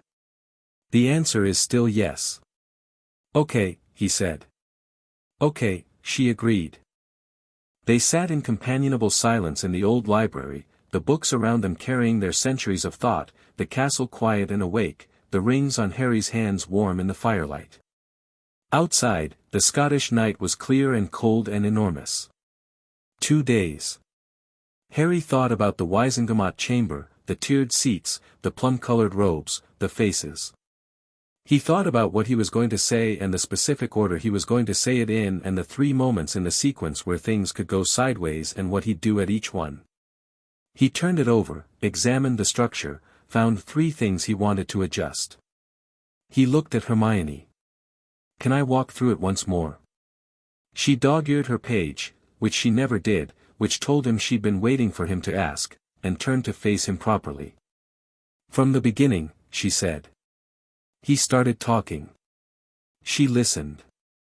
The fire burned steadily in the grate. The castle breathed around them. And 2 days away, the Wisengamot waited, not knowing that the person who would walk into that chamber was not the uncertain boy who'd stood on its floor 12 days ago. Something had been completed in those stones on the hilltop. Something had settled into the current running through his blood and his rings and the land itself, all the way down to the bedrock, all the way back to 849, all the way to the letter that had been waiting in the dark for 11 centuries. He was ready. Chapter 6, Emperor. The morning of the Wisengamot session arrived with the particular quality of days that know they're important, that specific clarity in the air, the way sound carries slightly further than it should, the feeling of the world having taken a breath and not yet let it out. Harry was dressed by 7. Not robes. He'd thought carefully about this and had decided against the traditional wizarding formal wear that every other person in that chamber would be wearing. He wore dark trousers, a deep green shirt, a black jacket, and the 19 rings. The rings were the ceremony. Everything else was just clothes. He came downstairs to find the kitchen already full. Neville was at the table with a letter from Augusta that he'd clearly been reading multiple times, turning it over in his hands. Ron was eating with the focused intensity of pre-match preparation, which was how his body processed significant days. Hermione had the reconstitution document in front of her, a final read, checking the final read, the way she always did. Draco was already dressed in formal Malfoy grey and was standing near the window with a quality of contained readiness. Luna was making tea for everyone with the precise, unhurried attention she brought to small tasks, as if the kettle deserved the same consideration as anything else. Lady Selwyn was in the hallway making flue calls, her voice carrying its particular authoritative cadence through the door. Harry looked at all of it and felt something that was not quite calm and not quite electricity, something in between, the feeling of a large system in motion, all its parts moving in the right direction, the specific satisfaction of something complex working the way it was supposed to. He poured coffee, sat at the table, and said, "Tell me what we know." Draco turned from the window. "Avery will be there." He submitted formal paperwork to maintain his contested position regardless of the others withdrawing. His solicitor filed last night. He paused. "He's not doing this for leverage anymore. It's personal." "I know," Harry said. "What else?" "Dumbledore will be in the Chief Warlock's chair. He hasn't signaled whether he'll oppose or support the reconstitution in the chamber, but based on his letter I'd say abstention is most likely, he'll let it proceed without his active resistance." Draco's expression was carefully neutral. "That's still a significant statement." "It is," Harry agreed. "Voldemort's representative," Draco said, and something shifted in his voice, a controlled tightness, something that had been sitting in him since the previous evening. "It's Dolores Umbridge." The kitchen went quiet. "She was always his," Draco said. "Not formally, not Death Eater initiated, but ideologically, functionally, practically. Her work at the Ministry last year was precisely aligned with what he needed the Ministry to do. She's still on the Wisengamot as a Ministry appointee, and she'll be in that chamber." He met Harry's eyes. "She's going to try to use procedure. File motions, call points of order, create legal complexity within the session. She's very good at it." "I know she is," Harry said. He was quiet for a moment.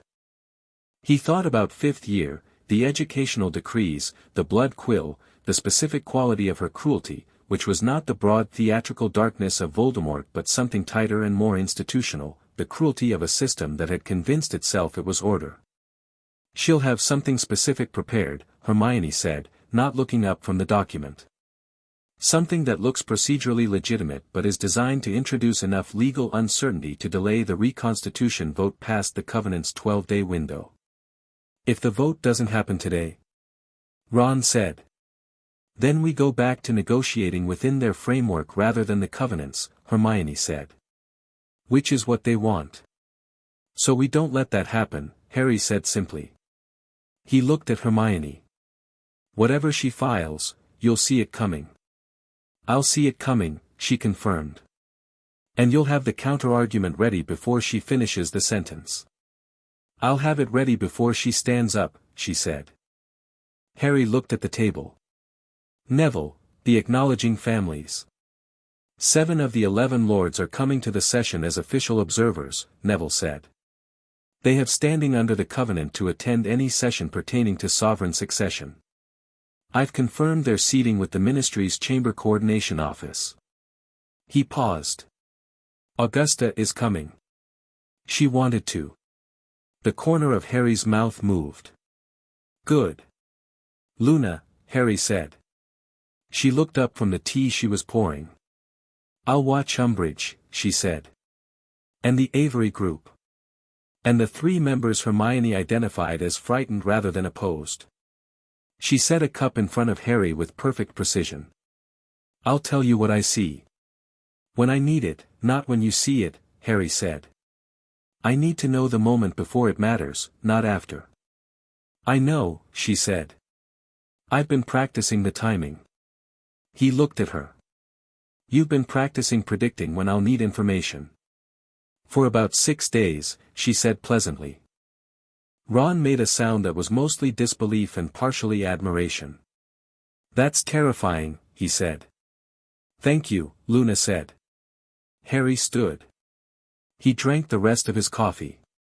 He looked around the kitchen, at these people, in this castle, in this morning, and he felt, one more time, that alignment, all 19 rings and the current underneath them and the bedrock it ran through, clean and deep and true.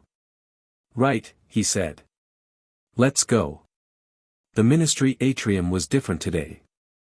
Harry felt at the moment they stepped through the flow, a heightened quality in the air, a density of presence, the specific energy of an institution on the edge of something it can't control and knows it.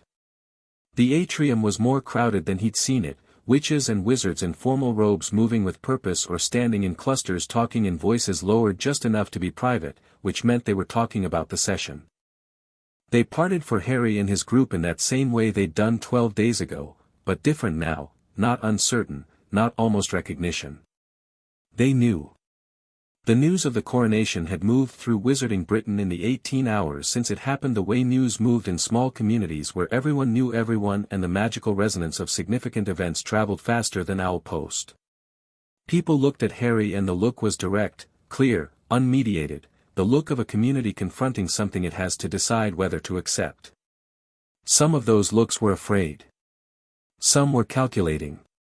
Some were openly hostile, a pair of older wizards in ministry robes who watched him cross the atrium with expressions that could have been carved from the same stone as the architecture. Most were simply watching. Waiting to see. Harry walked through all of it without slowing, without adjusting his expression, without performing anything. He was going to a meeting. The meeting was going to change things. He was ready for it. At the lift, Griselda Marchbanks was waiting.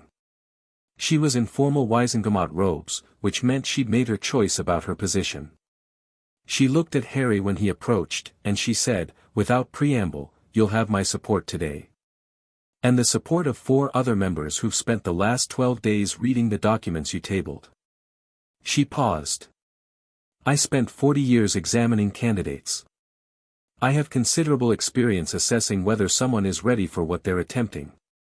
And? Harry said. You're ready, she said. Don't dawdle. She stepped into the lift. Harry stepped in beside her. The others filed in around them. Marchbanks, Draco said quietly, from behind Harry. The word had a quality of someone making a note on an internal ledger.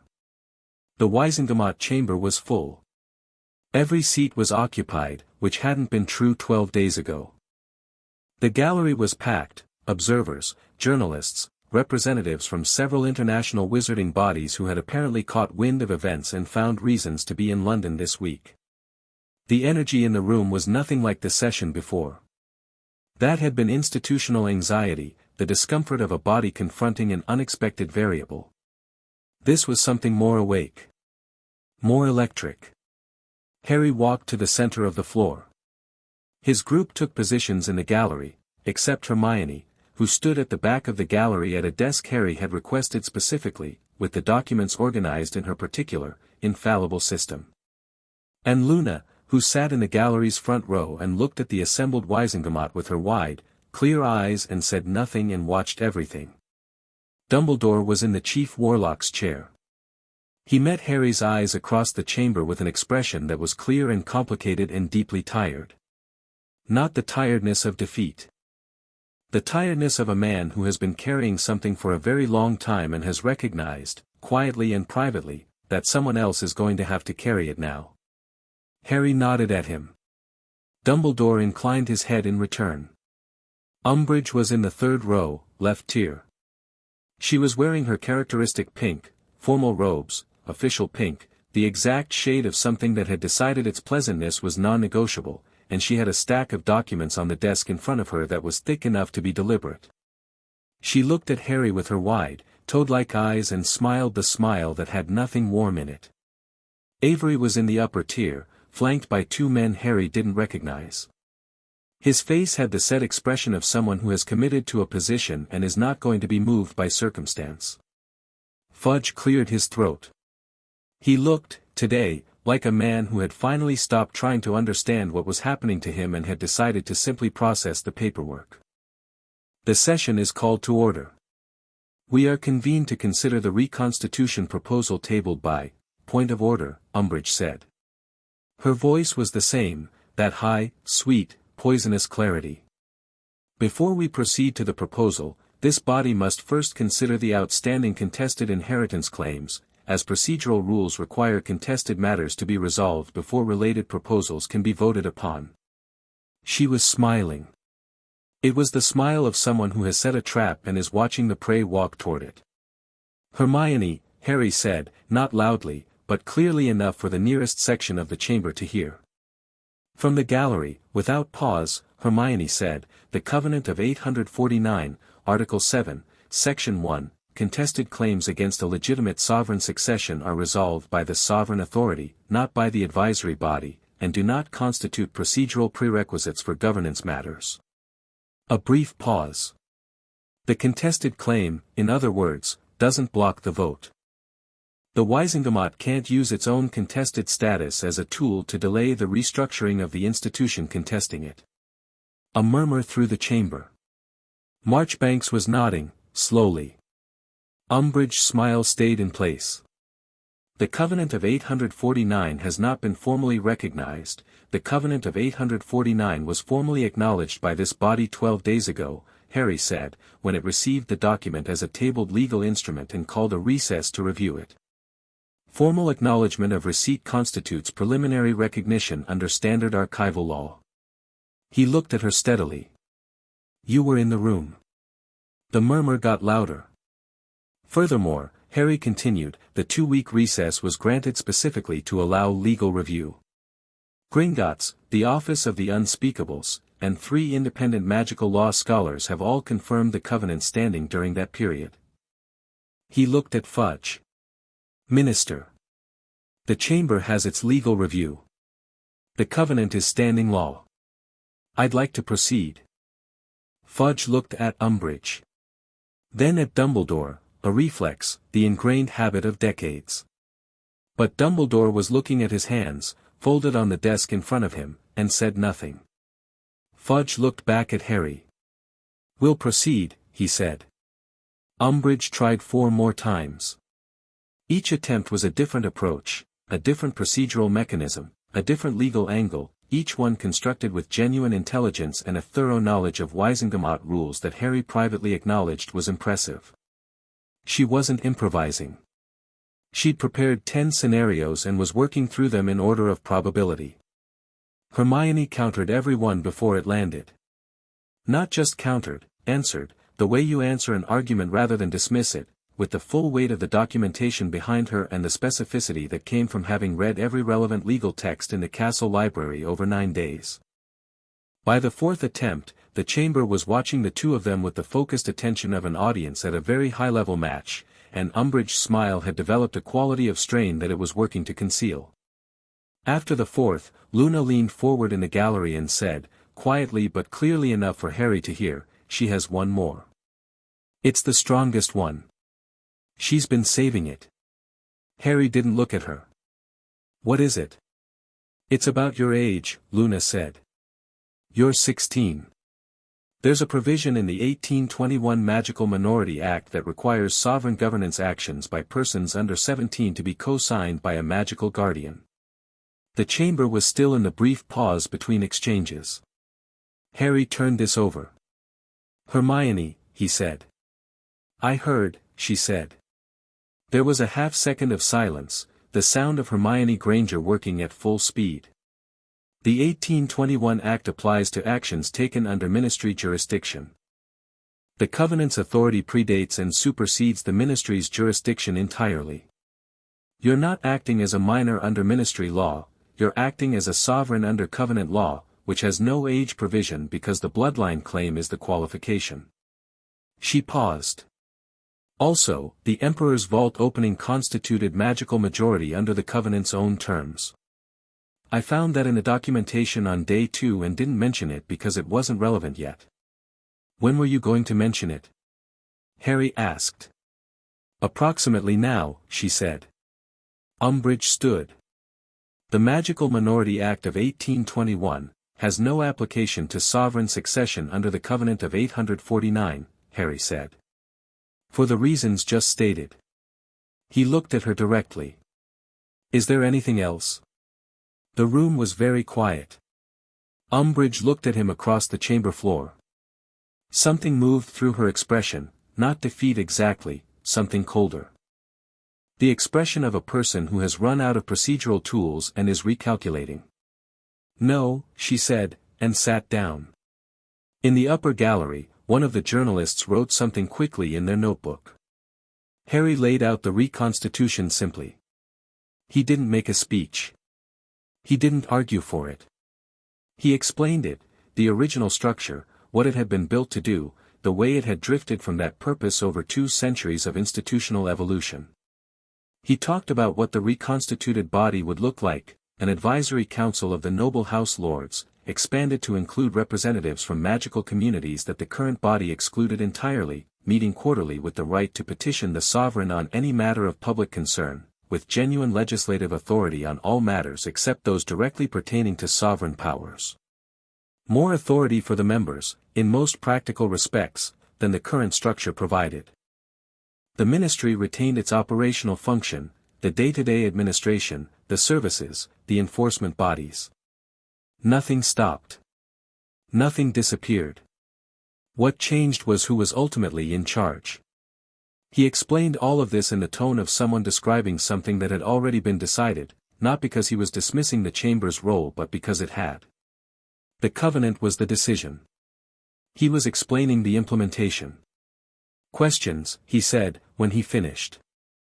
Not points of order. Questions. 3 hands went up.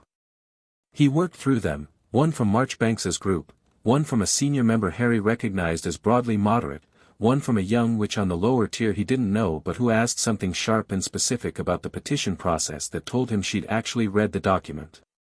Good questions. He answered them honestly, including the one where the honest answer was that will be refined through practice in the first year. I don't have a complete answer yet, which landed better in the room than a perfect answer would have, because it was true. Then Avery stood. He didn't ask a question. He made a statement, in the kind of voice that had decided it was doing this regardless of the room. This body does not recognize the authority of a 16-year-old boy with a convenient inheritance to restructure 700 years of wizarding governance. His voice was tight, the edge of something underneath it. The Covenant is a historical document, not a functioning law. This chamber is a functioning law. And I formally contest both the inheritance claims and the governance proposal on the grounds that, Lord Avery, Harry said. Avery stopped. You have the right to contest the inheritance claims, Harry said. That process has a venue, a procedure, and a timeline under the Covenant, and I'll meet you there. But the governance proposal isn't subject to your contest. It's subject to a vote by the members of this body. He held the man's eyes. Sit down and let your colleagues vote. Avery's jaw worked. He had the look of a man who had been waiting for this confrontation for 2 weeks and had built it in his mind into something larger than what was in front of him, which was a teenager in a black jacket standing in the center of a chamber with 19 rings on his hands, patient and unbothered and completely unmoved by the anger aimed at him. He sat down. The vote was called. It wasn't unanimous. Harry hadn't expected it to be, hadn't wanted it to be. A unanimous vote in a room this complex meant either coercion or theater, and he wanted neither. 31 in favor.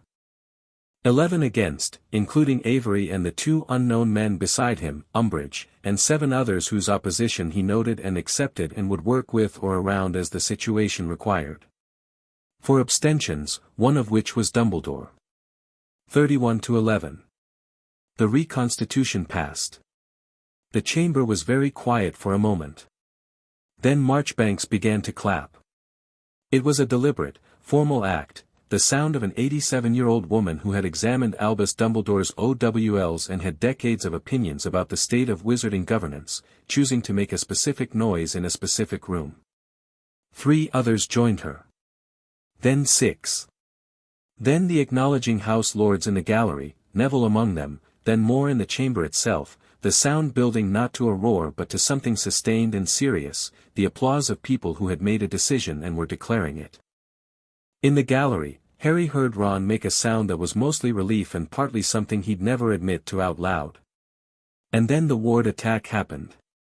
It hit the Ministry building simultaneously at 7 points. Harry felt it through the rings before any of the alarms sounded, a wave of cold, directed force that was not subtle and was not meant to be.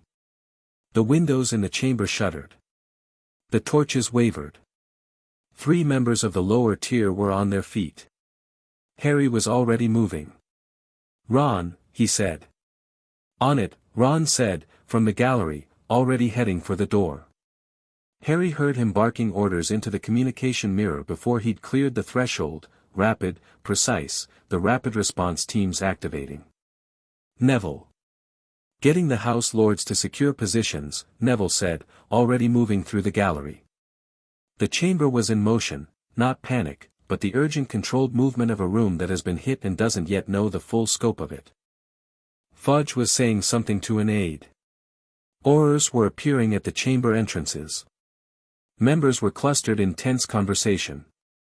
In the center of all of it, Umbridge stood, and she was looking toward the chamber door, and her expression was not afraid. She was waiting for something. Luna appeared at Harry's elbow. She said, very quietly, "She knows what's coming through that door." Harry turned to look at the chamber's main entrance. The Aurors at the threshold had their wands raised. The ward attack was outside, but something was also inside, already past the outer defenses, moving through the building's corridors. Harry felt it through the rings. Not Voldemort. Not directly.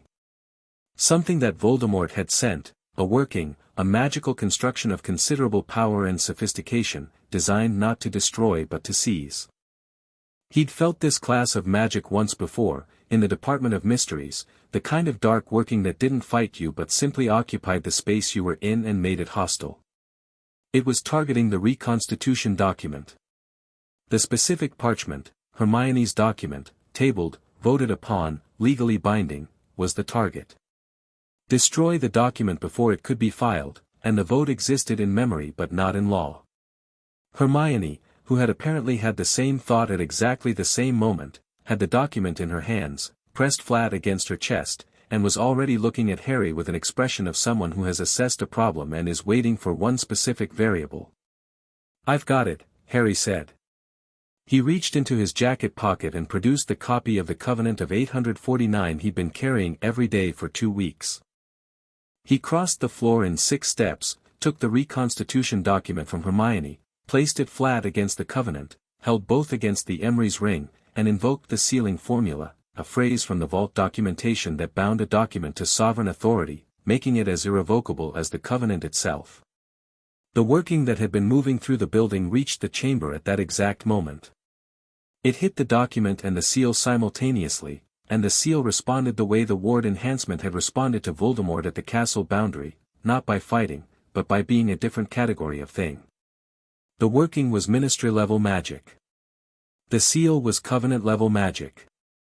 858 years of seniority. The working dissolved. The chamber torches steadied. The wards outside reported, through the Ministry's alert system, that the external attack had stopped. Complete silence in the chamber for 4 full seconds. Then Amelia Bones said, in her carrying, practical voice, "I'd like to move that we file the reconstitution document immediately, before anything else tries to eat it."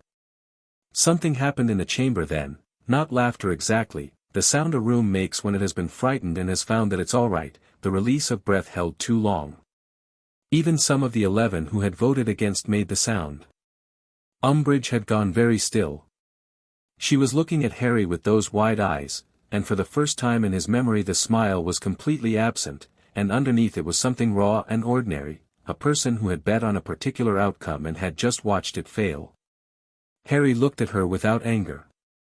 He thought about what Luna had said weeks ago, the difference between an enemy and an obstacle, and he thought about the specific machinery of Umbridge's cruelty, the way it had always been institutional, always needed a structure to hide inside.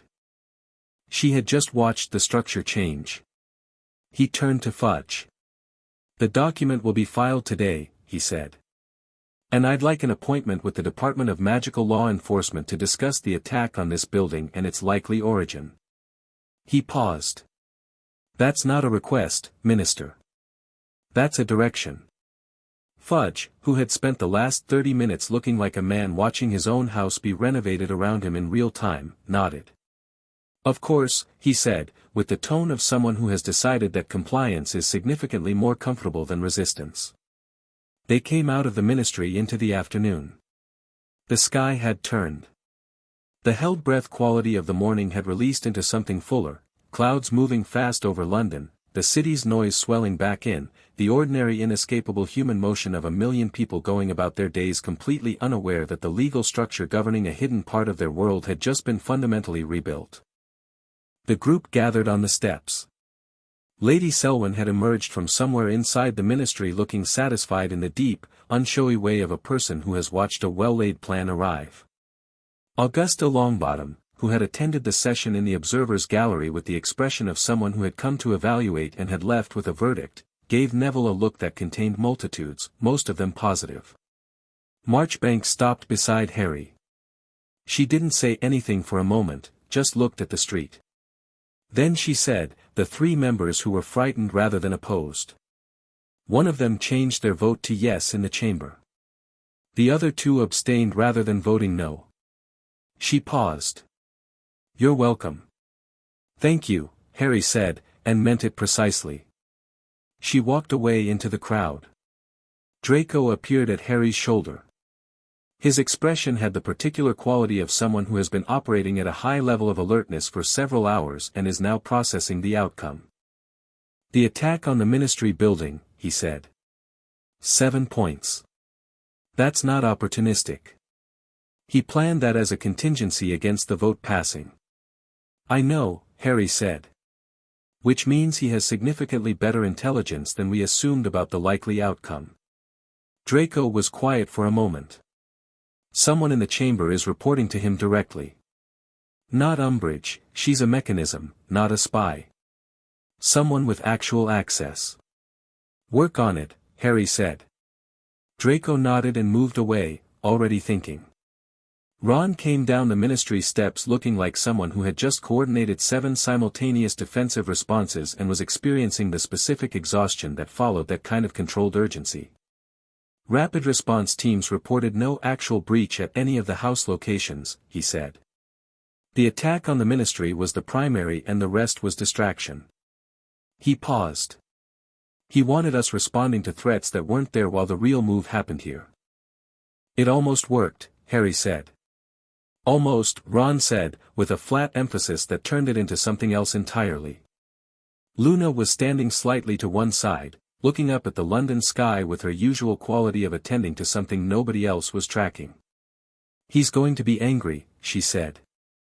"Not losing control angry.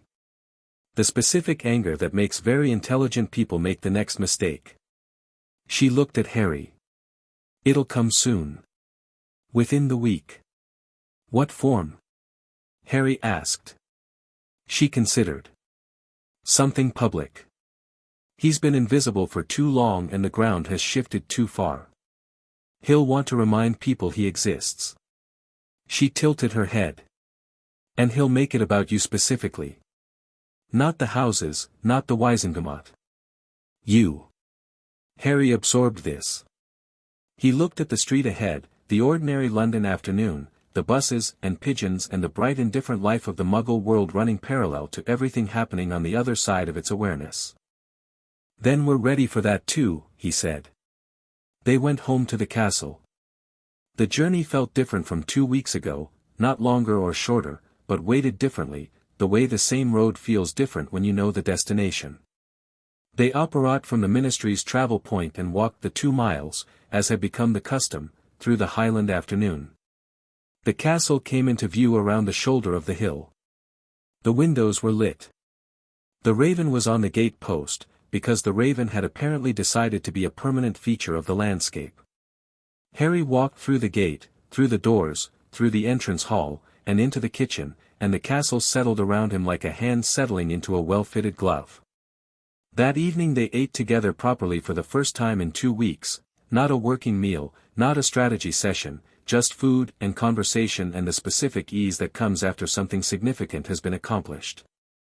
Neville had cooked, which it turned out he was excellent at, with the same patient attention he brought to plants. Lady Selwyn provided commentary on the ingredients that was superficially critical and actually warm. Ron ate 2 large portions without ceremony and then fell into an easy conversation with Draco about the defensive architecture of the castle that would have been unthinkable 3 weeks ago and now seemed entirely natural. Hermione sat next to Harry and didn't mention a single document for the entire meal, which was the most deliberate gift she could have given him and which he recognized as such. Luna sat across from him and was exactly what she always was, which was precisely enough.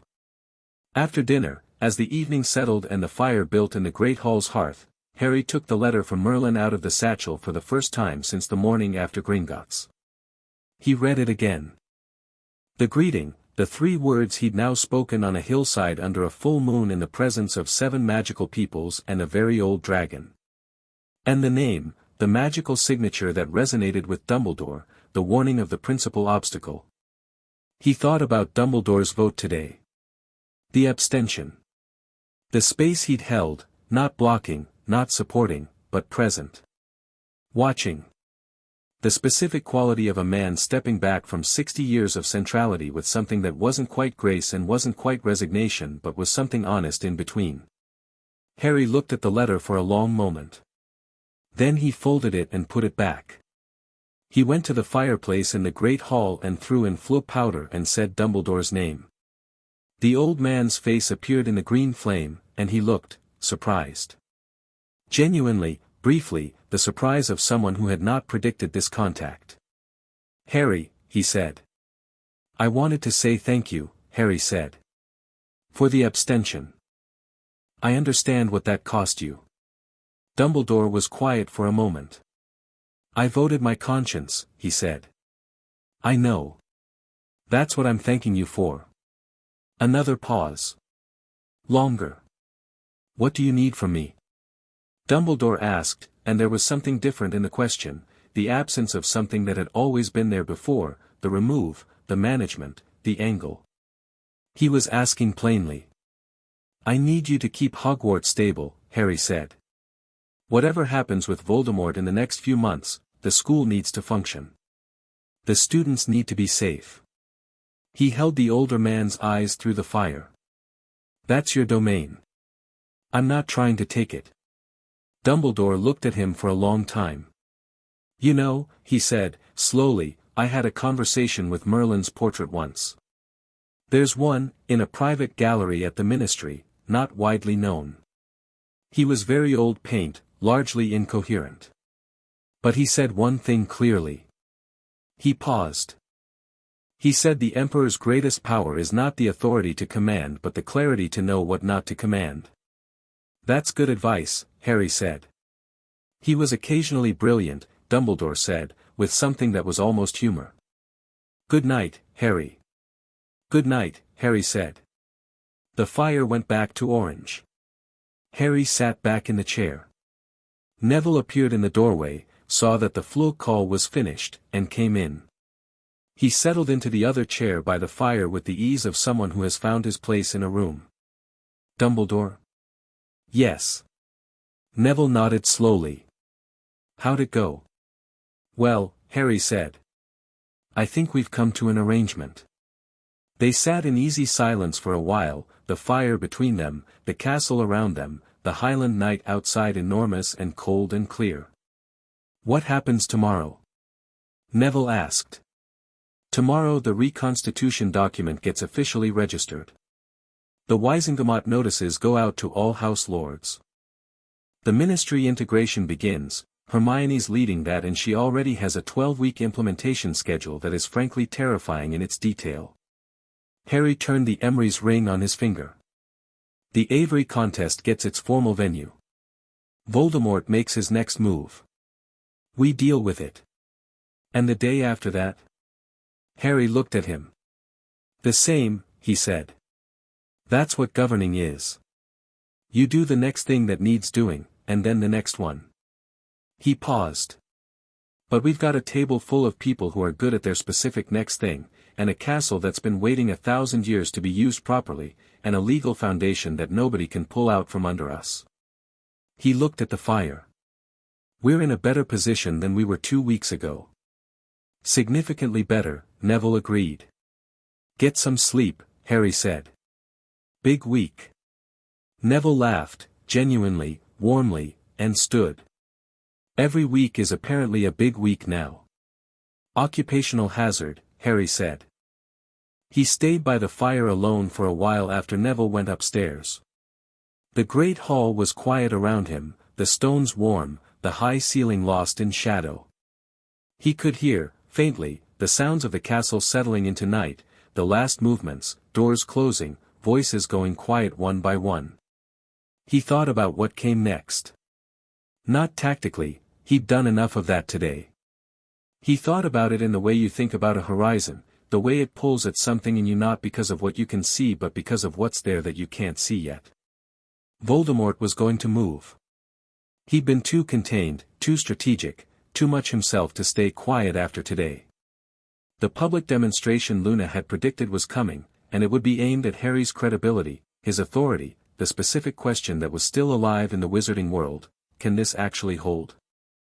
And Harry's answer to that question was the same answer he'd had since the morning he'd walked into Gringotts, since the vault door had opened, since 19 rings had lit up in sequence and something 11 centuries old had recognized him, not because he was special, not because he was chosen, but because he was the convergence point of something that had been building toward this for a very long time, and he was ready, and he was not afraid, and he knew what he was doing.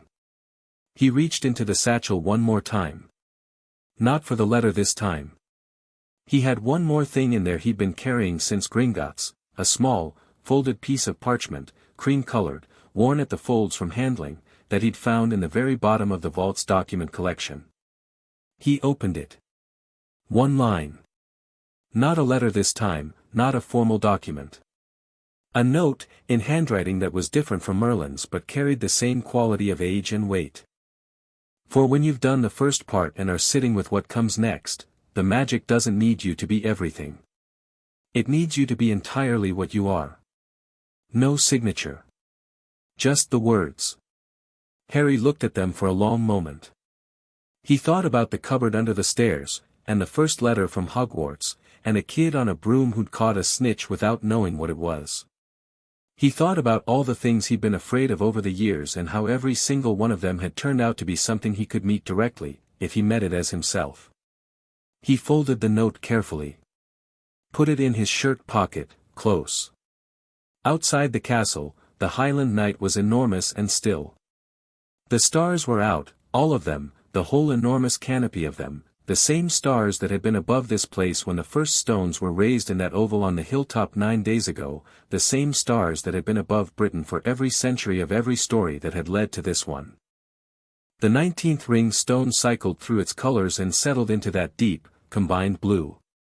Harry Potter, Emperor of all magic, Lord of 19 houses, heir to Merlin, Potter, Peverell, Gryffindor, and every line that had poured into his blood across 1,000 years of waiting, sat in the great hall of his family's castle, and was exactly what he was, entirely, without apology or hesitation. The magic ran clean through him, and the night was clear, and tomorrow was coming, and he was ready for it.